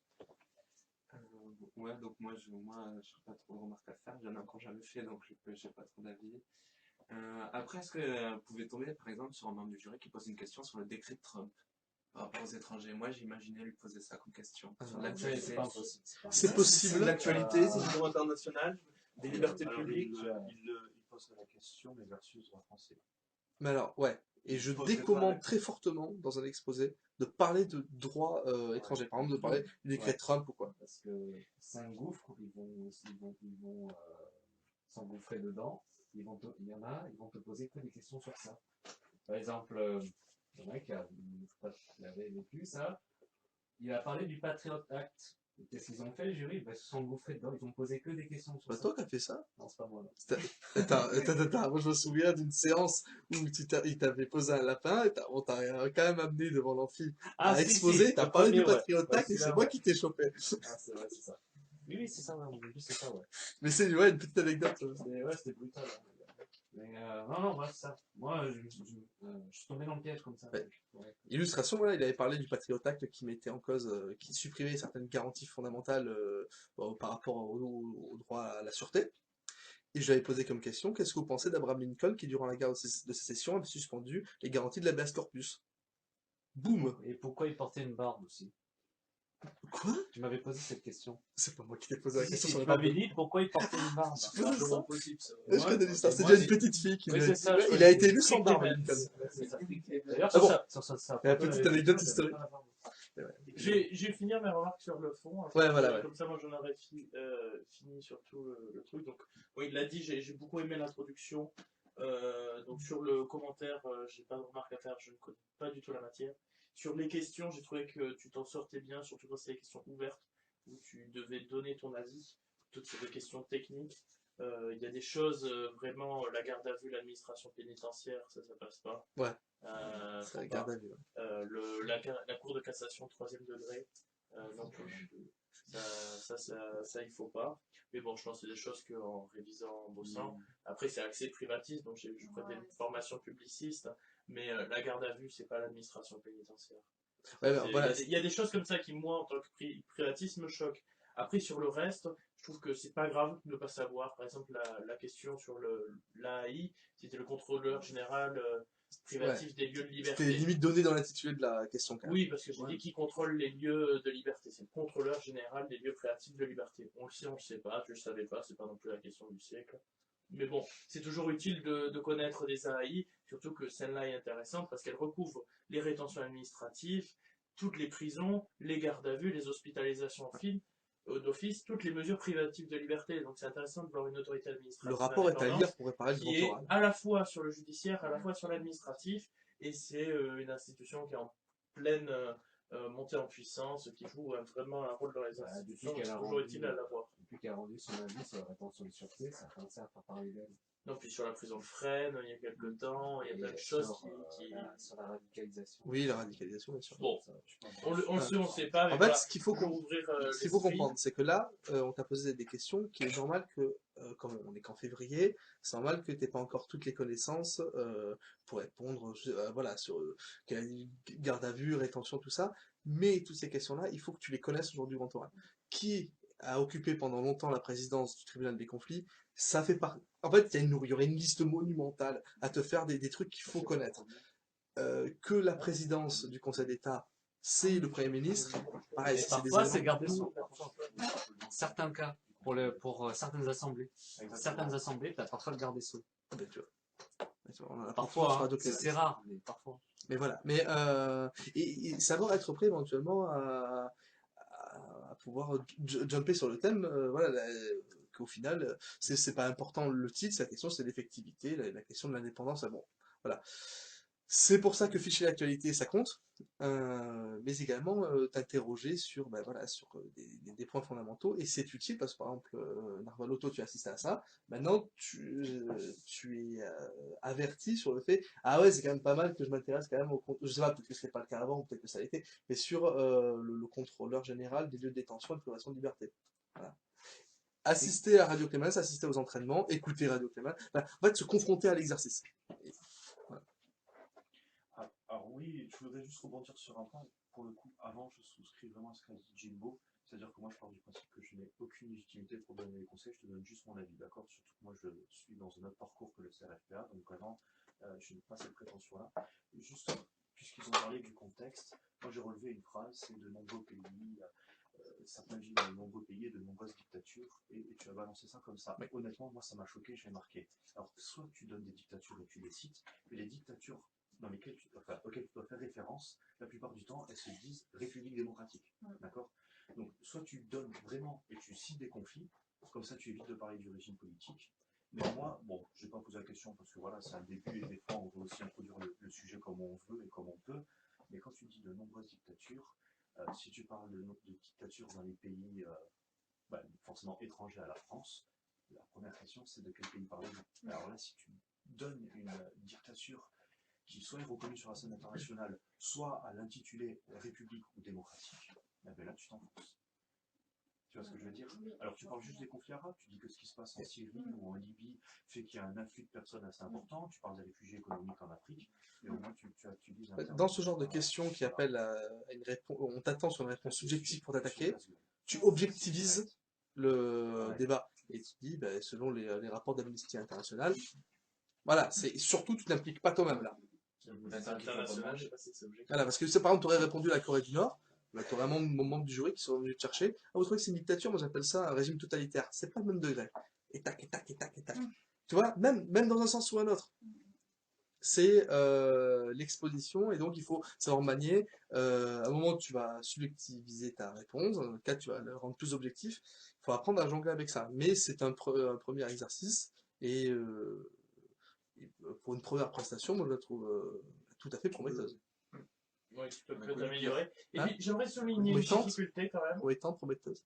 Prométhéeus. Excuse-moi Claire, j'aimerais souligner une difficulté qui est très dure et je pense qu'il va te suivre toute ta carrière et toute ta vie de juriste. C'est que tu es publiciste, que dès lors tu étais face à un jury de privatistes, sauf Clément si je m'abuse, et qu'on attendra des publicistes que vous soyez calés sur le droit privé, tandis que les privatistes n'auront jamais à connaître le droit public. Donc nous, on est privatistes et on a essayé à chaque fois un peu d'enchaîner sur ce qu'on connaissait, c'est normal, on connaissait pas le sujet, on n'y comprenait rien. Donc ça va être d'autant plus dur, et je pense que ça va être pareil au jury, les gens vont raccrocher à ce qu'ils connaissent, et majoritairement c'est la procédure pénale, c'est le droit constitutionnel, des choses comme ça. Donc respect, si d'autant plus tu viens d'une culture où tu as fait du public, et moi où j'y n'y entends vraiment rien du tout, on te demande quand même de connaître des choses de droit privé. Ce qu'on estime normal, et c'est vrai que c'est pas jamais réciproque. Moi, je suis privatiste, j'y entends rien en droit public, je ne demande pas d'y entendre quoi que ce Pas de soit. ta vie. Je trouve qu'un publiciste, il part bien pour affronter les grands orales. Oui. Ah oui. D'ailleurs, même au moment, t'avais posé une question sur l'appel, et c'était clairement le moyen de lui envoyer une punchline sur, je crois que c'est c'est Dame Lamotte, ou Dame Veuve, enfin, qui... C'est ce qu'elle a dit, oui, elle a dit la Dame Lamotte. Ou qui... 1950. Voilà, qui permet l'appel en Voilà. des cause devant le Conseil d'État. Recours de toutes les décisions administratives, c'est Ouais, ok, bon. Comme c'est le cas, j'ai pas toujours... Voilà, des fois tu peux lui punchliner la tête avec tes connaissances en public.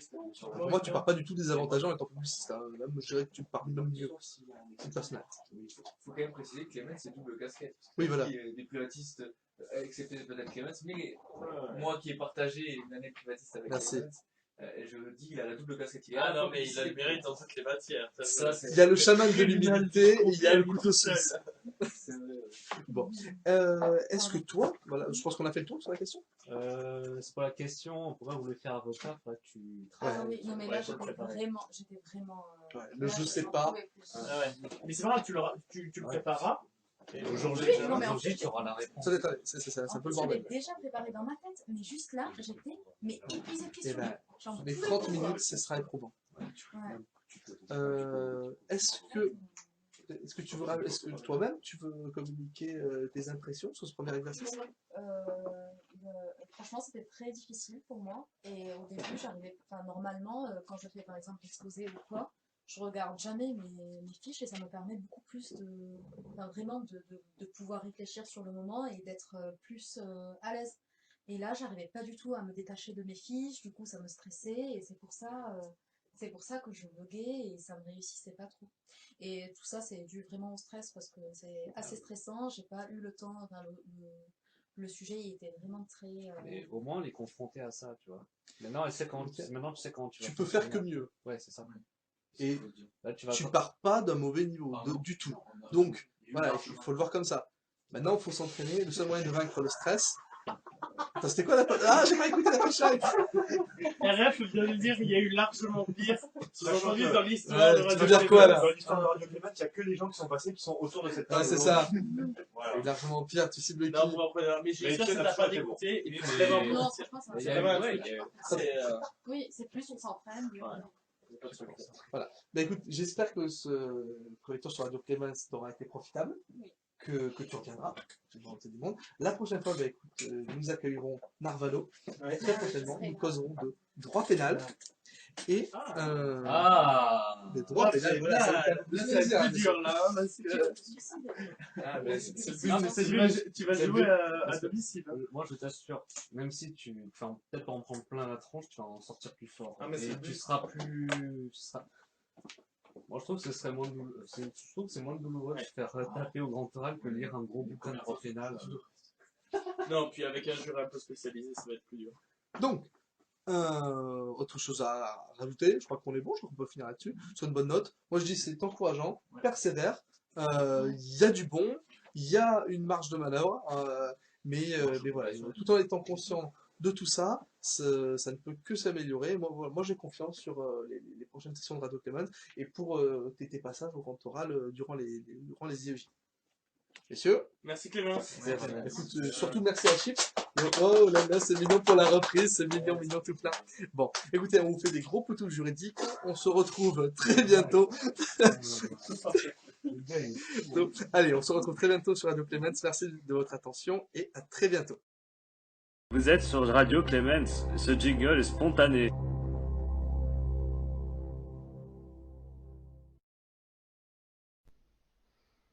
Rebonjour, je fais une petite annexe à la vidéo Radio Clémence numéro 10, car on s'est aperçu avec l'équipe au cours de la semaine, car cela fait maintenant une semaine à peu près heure pour heure que Chips a réalisé son entraînement avec nous. On s'est rendu compte dans la semaine qu'on n'avait peut-être pas répondu avec précision, même qu'on n'avait souvent pas répondu du tout aux différentes questions qu'on avait pu lui poser durant ces 30 minutes d'entretien, qui était une première pour nous. Ça a été, je pense que ça a été effectivement très rude pour elle de subir ces premières 30 minutes, mais pour nous aussi, c'était assez délicat de tenir le rythme. Alors, et donc on s'est quand même dit que ça serait une bonne chose pour elle et peut-être pour les auditeurs, les auditrices, d'avoir des éléments de réponse aux différentes questions qu'on avait pu lui apporter. Précision étant faite qu'il est tout à fait normal au stade des révisions de Chips et des vôtres, si vous êtes dans la même situation, de ne pas savoir répondre à toutes ces questions puisque vous n'êtes pas encore dans le branle-bas de combat des révisions. Et à titre personnel, moi je sais que même si on s'était pris tôt avec Radio Clemens pour préparer nos grands oraux, j'ai pas de mal à dire que 80% de mes connaissances, je les ai eues à compter du mois de juillet, du mois d'août, qui ont précédé ma période septembre-octobre des examens. Donc c'était une période qui était très intense, mais c'est tout à fait normal que au fur et à mesure on en acquiert et que donc quand vous êtes au début, vous ne sachiez pas répondre à l'intégralité des questions. À cet effet, toutefois, je renouvelle, je réinvite ceux qui veulent vraiment s'impliquer dans le grand oral de s'abonner aux différents sites d'actualité, que ce soit sur les réseaux sociaux ou sur différents blogs. Et évidemment, le maître blog en la matière, c'est Liberté, Liberté Chérie. Dès qu'il y a une notification, dès qu'il y a une nouveauté, notez-la quelque part. Faites un recueil. Oui, à la fin, au bout de plusieurs mois, ça va être un recueil de bazar. Ça va causer de tout, mais au moins vous aurez tout listé et ça va vous interroger. Vous allez au bout d'un moment faire le lien entre l'actualité et vos révisions fondamentales. Je dirais le programme à peu près pour ce qu'il en est. Et ce qui est important, c'est que du coup, ça va nourrir votre réflexion. Et plus encore, quand vous passerez le grand oral, vous serez très content de pouvoir vous dire que vous avez des exemples d'actualité. Donc, parenthèse refermée, je vais essayer de répondre aux différentes questions qu'on a pu lui poser et qu'on n'a pas pris le temps. C'est la reprise, hein, il faut nous excuser, on va essayer d'être plus rigoureux. Jeudi, on réalise un nouvel entraînement avec Narvalo. Voilà, on essaiera d'adopter cette rigueur pour que j'ai pas à faire une annexe.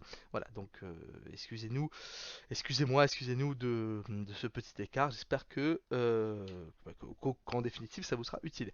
Donc, on avait posé à Chips, je crois que c'est moi qui lui avais posé la question, et Pringles lui avait au préalable posé la question sur l'indépendance du juge administratif. Et moi, j'avais rebondi sur la question de savoir si le juge administratif peut être considéré comme un magistrat. Alors, il faut savoir que dans l'article 64 de la Constitution, l'article est très clair. Ne sont magistrats que les membres du ministère public et les juges du siège. Donc c'est réservé, c'est une notion qui est réservée strictement à l'ordre judiciaire et donc qui n'est pas applicable à l'ordre administratif. Alors ça c'est une définition telle qu'est retenue dans le droit positif, mais on pourrait également défendre que dans l'absolu, un magistrat, c'est un mot qui existe bien avant l'article 64 et que historiquement ça désigne toute personne qui est détenteur d'une autorité publique. Pour vous donner une idée, à Toulouse, jusqu'à la Révolution, nous avions un conseil de la cité qui était dirigé par ce qu'on a appelé les capitouls, ceux qui ont la chance de passer ou même de vivre dans cette belle ville, connaissent évidemment la place du Capitole qui vient des capitouls, et ces gens-là, ce conseil, se désignaient comme étant des magistrats. Donc la définition historique, étymologique, est nettement plus large que ce qu'en retient le droit positif actuel français. Bon, mais n'en demeure pas moins que nous, on est là justement pour travailler sur ces notions actuelles. Et en tant que tel, non, le juge administratif n'est pas un magistrat. De surcroît, il ne vous aura peut-être pas échappé que les juges administratifs ne sont pas issus de l'École nationale de la magistrature.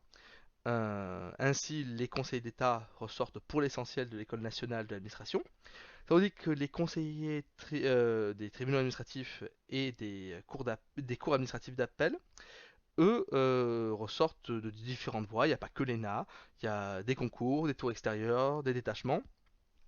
Bref, que ce soit dans la Constitution ou dans la formation respective des différents juges administratifs, on n'est pas sur de la magistrature. Il faut bien comprendre, pour aborder cette notion, que le juge administratif, c'est très compliqué de l'aborder de manière unitaire, car en définitive, le juge administratif, il a un statut hybride. À la fois, il y a les conseillers d'État, et il y a les conseillers des tribunaux administratifs et des cours administratifs d'appel. Et c'est vraiment deux catégories de juges à part entière presque. Les conseillers d'État, ils ont leur propre tradition, leur propre déontologie, qui est issue du double office de cette institution à la fois juridiction, et les autres conseillers, eux, sont de création plus récente, et dès lors, la loi se permet d'intervenir plus précisément que la seule tradition républicaine, notamment avec la loi du 12 mars 2012, qui donne différentes garanties. On va y revenir dessus. Euh, donc voilà, c'est quelque chose qu'il faut essayer de bien comprendre, c'est donc qu'il y a les juges administratifs, et que ce qui importe finalement dans la question de magistrat, c'est un débat que j'ai souvent avec les publicistes, parce que beaucoup aimeraient bien pouvoir avoir le titre de magistrat, parce que magistrat, il faut dire ce qui est. Hein. Derrière cette notion-là, il y a beaucoup d'ego. C'est pas une notion juridique, puisqu'on va voir que derrière ce terme ne se cache pas grand-chose. Ce qui importerait de savoir sur la question de la magistrature, c'est si elle comportait davantage de garanties du point de vue du justiciable que le simple juge. Et en l'espèce, on voit bien que non, car même si le Conseil d'État, ça repose beaucoup sur des traditions et différentes décisions qu'il a pu prendre à partir de la fin du XIXe siècle pour assurer tant son indépendance que son impartialité, et que les autres conseillers, eux, sont encadrés par différentes dispositions législatives. On peut citer voilà, la loi du 6 janvier 1986 ou plus récemment la loi du 12 mars 2012. La question ce sont les garanties.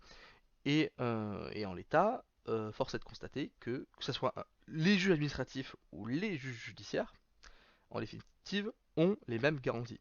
Euh, Sans employer les mêmes termes, les deux sont inamovibles. Alors avec certaines conditions c'est aménagé, mais le principe est toujours là. Et il y a toujours les principes d'impartialité et également d'indépendance. On le retrouve, même s'il est vrai que les juges administratifs font partie de la fonction publique, et bien, quand même, ils auraient un rôle qui serait proche de ceux des magistrats, entre guillemets, mais ils appartiennent à un autre corps de l'État. Ils demeurent attachés à la fonction publique. Mais voilà, ce qui nous intéresse, c'est concrètement quelles sont les garanties. On retrouve ce débat finalement dans d'autres aspects que j'avais tenté d'aborder lors du passage de Chips. C'est par exemple la question de la présidence du Conseil d'État, qui est toujours assurée par le Premier ministre et qui avait pu faire l'objet d'un arrêt devant la Cour européenne de sauvegarde des droits de l'homme, et celle-ci avait parfaitement reconnu que dans les faits, la présidence avait été confiée au vice-président, qui était un conseiller d'État à part entière, et que c'était simplement quelque chose de quasi honorifique, et le seul doute qui avait pu émaner à l'égard du tribunal des conflits, qui lui était présidé par le garde des Sceaux, qui déjà à l'époque était largement contestable, parce que dans la pratique, c'était une présidence à l'effectivité plus que douteuse. Je crois qu'un garde des Sceaux n'avait siégé qu'une vingtaine de fois en l'espace de 150 ans. Voilà, c'était somme toute assez résiduel, mais ça a changé puisqu'il y a une réforme en 2015 qui fait que le tribunal des conflits élit lui-même son propre président. Enfin bon, je m'égare un petit peu, mais c'est pour vous dire que entre les textes et la réalité, il faut savoir faire la distinction, et les juridictions internationales qui savent parfaitement faire la distinction, eh bien c'est justement la Cour européenne de sauvegarde des droits de l'homme et des libertés des droits de l'homme, ça c'est le texte qui se termine par liberté fondamentale, et de plus en plus la Cour de justice de l'Union européenne, qui sont des juridictions qui ont leur propre notion de ce que doit être un juge, avec les garanties qui vont avec. Et donc, peu importe finalement qu'on appelle ça un magistrat ou un juge administratif, la question c'est celle des garanties, et en l'espèce, le juge administratif n'a rien à envier quand même, voilà, il porte un nom qui est pas très noble, juge administratif, mais il a les mêmes garanties. Et ça, c'est un débat qui est intéressant à raccrocher, puisque je pense que on peut tomber dessus plus ou moins, enfin dans beaucoup de sujets du grand oral.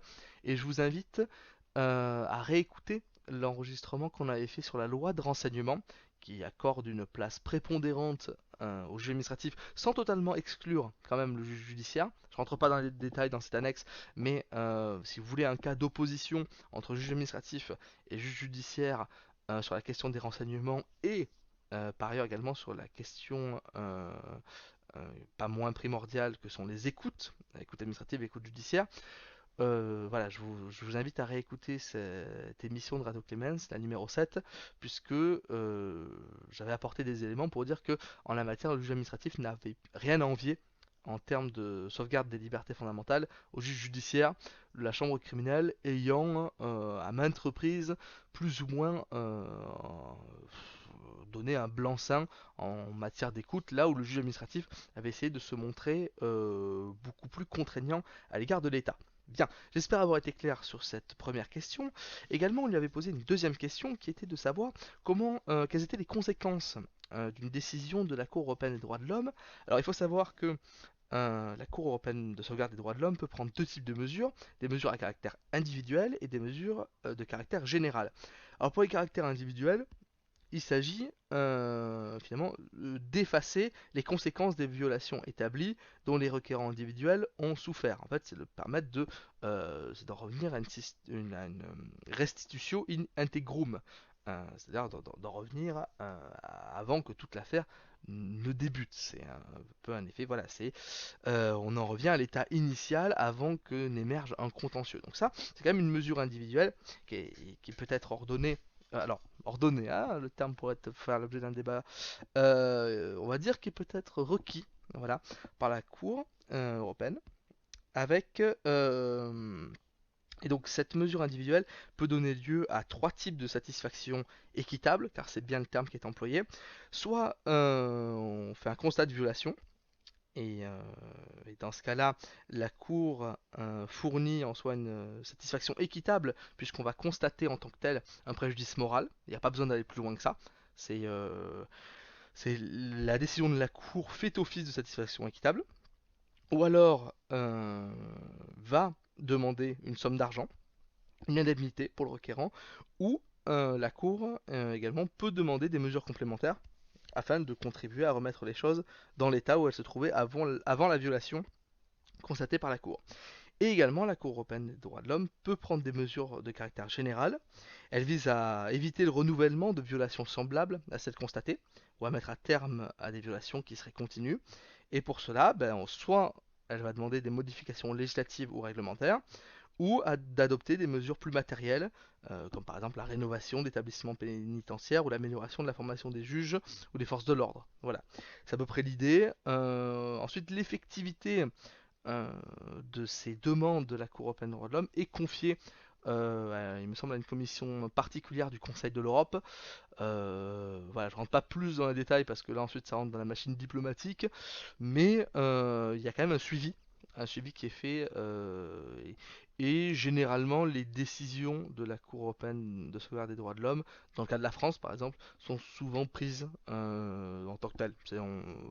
Voilà, il ne s'agit pas de s'amuser avec ça, parce que c'est un peu la crédibilité internationale devant l'Europe qui est en jeu. Et pour les pays qui sont soucieux de cette crédibilité, dans la mesure où il y a une commission qui est particulière pour justement rappeler que tel ou tel pays a violé le pacte en matière de droits fondamentaux, voilà, on prend en compte ça et on l'applique. Donc dans les faits, il y a un suivi. Il y a un suivi qui est fait, mais voilà, il faut comprendre quelles sont les mesures qui peuvent être demandées par la Cour européenne de sauvegarde des droits de l'homme. Également, on avait posé la question à Chips de savoir distinguer une ordonnance d'un jugement, d'un arrêt. Alors une ordonnance, voilà, ce sont des questions qui sont fondamentales, et moi-même, quand je les ai vues arriver, je dois vous avouer que je m'étais jamais tellement posé la question. On admet que de ces trois décisions, ce sont trois décisions de justice, et on emploie tel terme plutôt qu'un autre. Voilà. En réalité, elles ont un sens différent. Un jugement au sens strict, c'est une décision de justice qui est rendue par une juridiction du premier degré, d'accord, donc TGI, TI, Conseil des prud'hommes, voilà. Un arrêt, c'est rendu par une cour, donc c'est pour ça qu'on parle un arrêt de cour d'appel et un arrêt de la cour de cassation, voilà. De la même manière, le Conseil d'État et le tribunal des conflits rendent des arrêts, tandis que le Conseil constitutionnel, lui, va rendre des décisions. Là, me demandez pas pourquoi. Voilà, parce que je crois pas que le Conseil d'État, le tribunal des conflits et le Conseil constitutionnel soient des cours. Hein. Voilà, on n'emploie pas cet intitulé-là, et c'est pourtant ce qu'on retient pour qualifier un arrêt.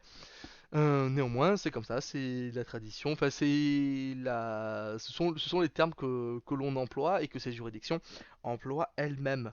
Et pour le reste, alors c'est plus pour ce qui est de l'ordonnance.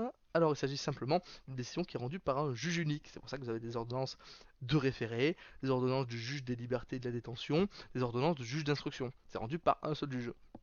Au final, c'est pas anodin de bien être carré sur ces trois termes, puisqu'on comprend les enjeux de la collégialité et on en revient à la question des garanties devant le justiciable et tout ce qui peut s'en suivre en termes d'impartialité, d'indépendance, puisque il il y a des situations qui sont plus propices à des atteintes à certaines garanties quand on est un juge unique ou quand on est en collégialité. Voilà.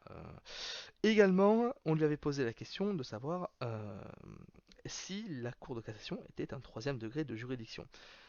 Il me semble que la réponse avait été apportée durant la mission, mais c'est pas plus mal de répondre là-dessus. Non, en tant que telle, la Cour de cassation n'est pas une troisième instance, donc ce n'est pas un troisième degré de juridiction, puisque la Cour de cassation s'assure de la bonne application du droit, elle juge uniquement en droit, et elle n'est pas là pour contester, pour rediscuter des faits de l'affaire. Voilà. Qu'est-ce qu'on pouvait avoir d'autre? Oui, on avait parlé également de savoir si la garde à vue pouvait être associée à la rétention administrative. Non, non, non, non. Alors autrefois, on employait beaucoup la garde à vue pour mettre, on va dire, pour mettre à disposition des personnes qui étaient des étrangers sans papier. Depuis une réforme de 2012, on ne peut plus employer ce mode-là, puisque une personne soupçonnée d'un délit ou d'un crime peut être placée en garde à vue, et le fait d'être dans une situation irrégulière du point de vue du droit des étrangers n'est pas constitutif d'un crime ou d'un délit. Donc c'est un autre mécanisme qui est du coup strictement administratif déjà. Je veux dire, la garde à vue, associer garde à vue et rétention administrative, de base on comprend que non ça marche pas, puisque c'est une rétention qui est administrative par définition, donc ce n'est pas dans un dispositif pénal. Ah, je refais un petit clin d'œil envers les dispositions de la loi de renseignement qui sont des mesures de police et non pas des dispositions en matière pénale. Je crois qu'on avait fait le tour. Hein. Je crois que c'était les 5 questions euh, que j'avais relevées avant la mise en ligne. Là, je vais m'empresser de faire les derniers points de montage et de vous mettre cette émission à disposition. Sachez que toute l'équipe de Radio Clemens est sincèrement ravie d'avoir repris. On avait fait une grosse pause pendant plus d'un an. On en est désolé. Faut savoir qu'en fait, on n'a jamais oublié de refaire Radio Clemens, que pendant un an, on était vraiment animé de ce désir-là. Mais que cela étant, pour ce qui est de Tsubasa et de moi-même, on était à l'école des avocats. Et donc en fait, on a été un petit peu déconnecté du milieu universitaire et de l'IEJ. Et plus encore pour Jimbo, puisque lui, il est parti à l'ENM, donc l'ENM qui est donc à Bordeaux, et tandis que nous, on vit à Toulouse, donc déjà, on s'est retrouvés séparés. Et on avait nos propres exigences, il fallait trouver des stages, il fallait... voilà, on est parti dans un petit tourbillon et en même temps on était déconnecté de l'université. Et ce qui a fait que j'ai pu reprendre Radio Clemens, eh bien, c'est deux éléments. Voilà, je le mets dans cette annexe là, ça mériterait d'être proclamé un peu plus haut que ça. Mais c'est tout d'abord l'ex-tutor. Donc s'il y en a qui ne connaissent pas le youtubeur, je pense pas que le terme lui plairait, de youtubeur, donc je corrige ça, de vidéaste. L'ex-tutor, qui est pour moi un des meilleurs youtubeurs. Ah, meilleur vidéaste qui soit, pardon. Le terme est trop rentré dans les mentalités et c'est dommage parce que c'est se restreindre uniquement au format YouTube, tandis que la vidéo elle est complètement autonome du système en tant que tel. de médiatisation que propose YouTube. Lex Luthor, c'est pour moi une référence en matière juridique, en matière de vulgarisation. Et là encore, je crois que le terme, il l'apprécie pas. Et je pense qu'il employait le terme d'éducation au plus grand nombre. C'est un terme qui est un peu plus noble que la vulgarisation, car il ne dénature pas en tant que tel le droit. Quand il le présente, il va très loin, il va dans la précision, mais il le rend accessible. Donc je pense que, je sais pas si c'est exactement le terme qu'il emploie, mais je dirais que c'est plus de l'éducation accessible que de la vulgarisation. Et à l'occasion d'un live qu'il avait donné en début février, si je me trompe pas, par le plus grand des hasards, j'avais rien à faire un samedi soir. J'ai vu ça sur ma page YouTube ou Facebook, je sais plus. J'ai trouvé le live, j'y suis allé et je me suis connecté avec le compte de Radio Clemens, sans faire exprès. Il a vu ça et c'est vrai qu'il c'est un petit peu notre gloire de le compter parmi nos abonnés. Voilà, moi quand j'ai vu ça j'étais très flatté, euh, très flatté de la chose. Et il avait dit ouais c'est dommage que vous ne repreniez pas. Ça a l'air bête, c'est des petits mots qui étaient lancés comme ça. Ça fait longtemps qu'on vous a pas vu, ça serait cool que vous repreniez. Ça m'a fait quelque chose. Et dans la mesure, et c'est également la deuxième raison pourquoi on a repris, c'est que j'ai décidé d'effectuer mon PPI. Alors ceux qui savent pas ce que c'est qu'un PPI, c'est la deuxième année à l'école des avocats est séparée entre deux stages. Le premier c'est le projet pédagogique individuel, si je me trompe pas. Et le second, bah, c'est un stage en cabinet d'avocat. Et le premier stage ne doit pas se faire justement dans un cabinet d'avocat. Beaucoup le font dans des juridictions, dans des banques, tout ça. Mais on peut également le faire en Master 2. Moi, j'ai décidé de faire un deuxième Master 2.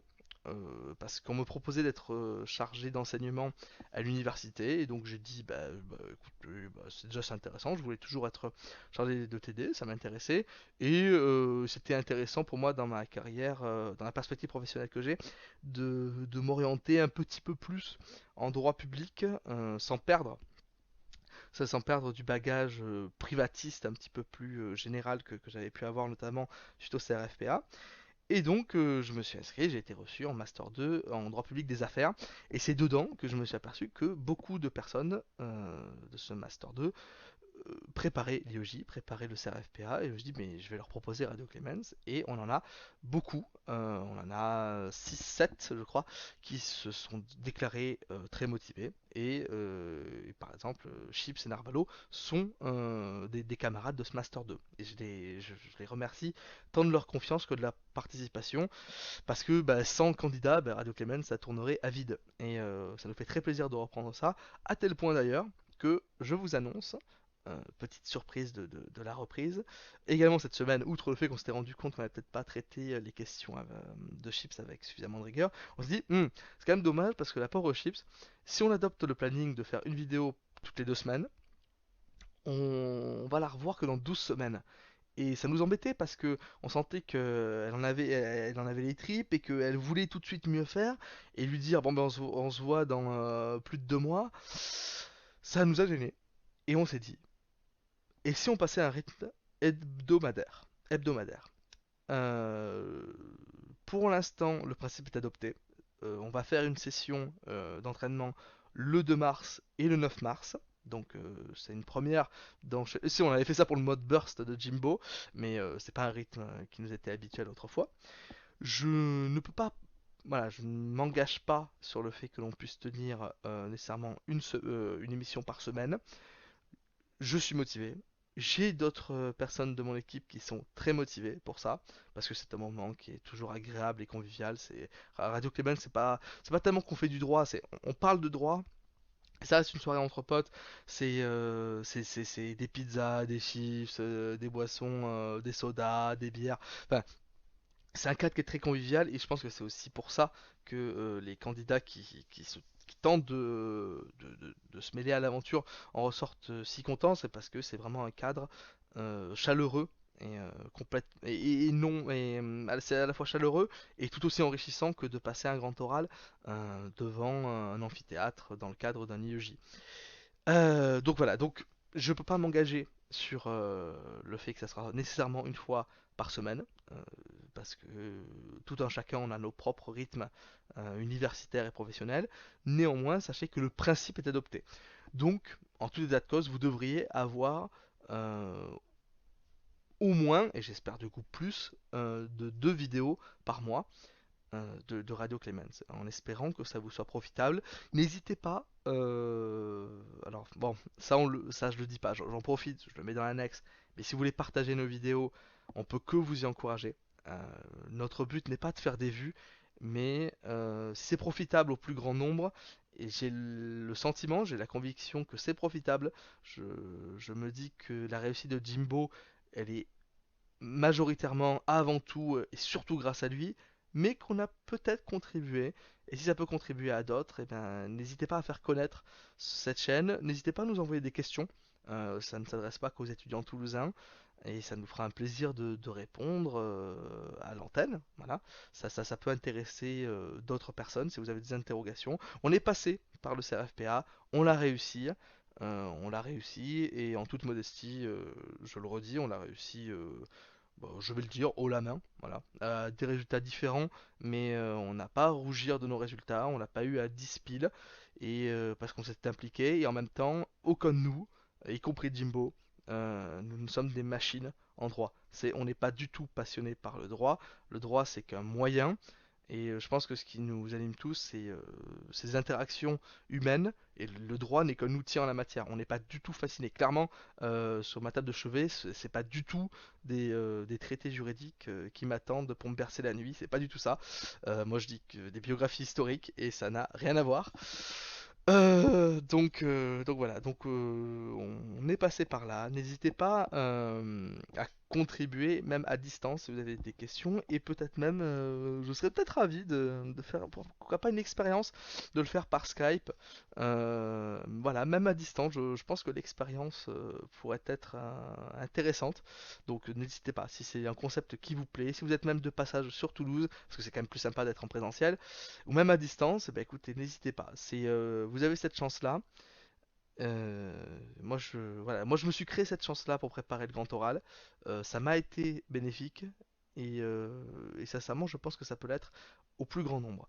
Donc, une nouvelle fois, merci de votre écoute, merci de votre soutien, puisque quand même en une semaine depuis la reprise, l'émission Retour du CRFPA a eu un certain succès puisqu'on a noté une cinquantaine d'abonnés supplémentaires, ce qui n'est pas rien, hein. On partait de 40 abonnés. Vraiment, le but c'était pas du tout de faire des vues. Et là, on voit que y a un regain d'intérêt pour l'émission, alors qu'on s'est dit bon, bah, peut-être qu'on les a perdus depuis 2 ans. Tout le monde, je pense que beaucoup de gens ont découvert plus que redécouvert. Et ça nous fait plaisir. Et encore une fois, pas le succès, mais la perspective qu'on puisse aider. Voilà, nous, on prend du plaisir à faire cette émission. Et si ça peut être utile, voilà, on le fait. Donc j'espère, bon, j'ai été un petit peu long sur cette annexe, mais je pense que c'était quand même profitable de revenir sur ces différents points, y compris sur la chaîne. Voilà, je fais pas d'émission particulière pour parler de la chaîne en tant que telle. Donc voilà, je profite un petit peu de l'occasion. Je vous souhaite une excellente semaine. Du coup, je vous dis à dimanche prochain, puisque dimanche prochain, il y aura une nouvelle émission. Une nouvelle émission du coup pour Narvalo. On va pas discuter de droit administratif, voilà. Mais ça va être tout aussi intéressant, voilà. Et même sûrement plus, parce que je présume que la plupart d'entre vous, quand vous entendez droit administratif, vous êtes plus ou moins en train de criser. Et je vous comprends. En conséquence, très bonne semaine à vous, très bon dimanche, très bonne écoute.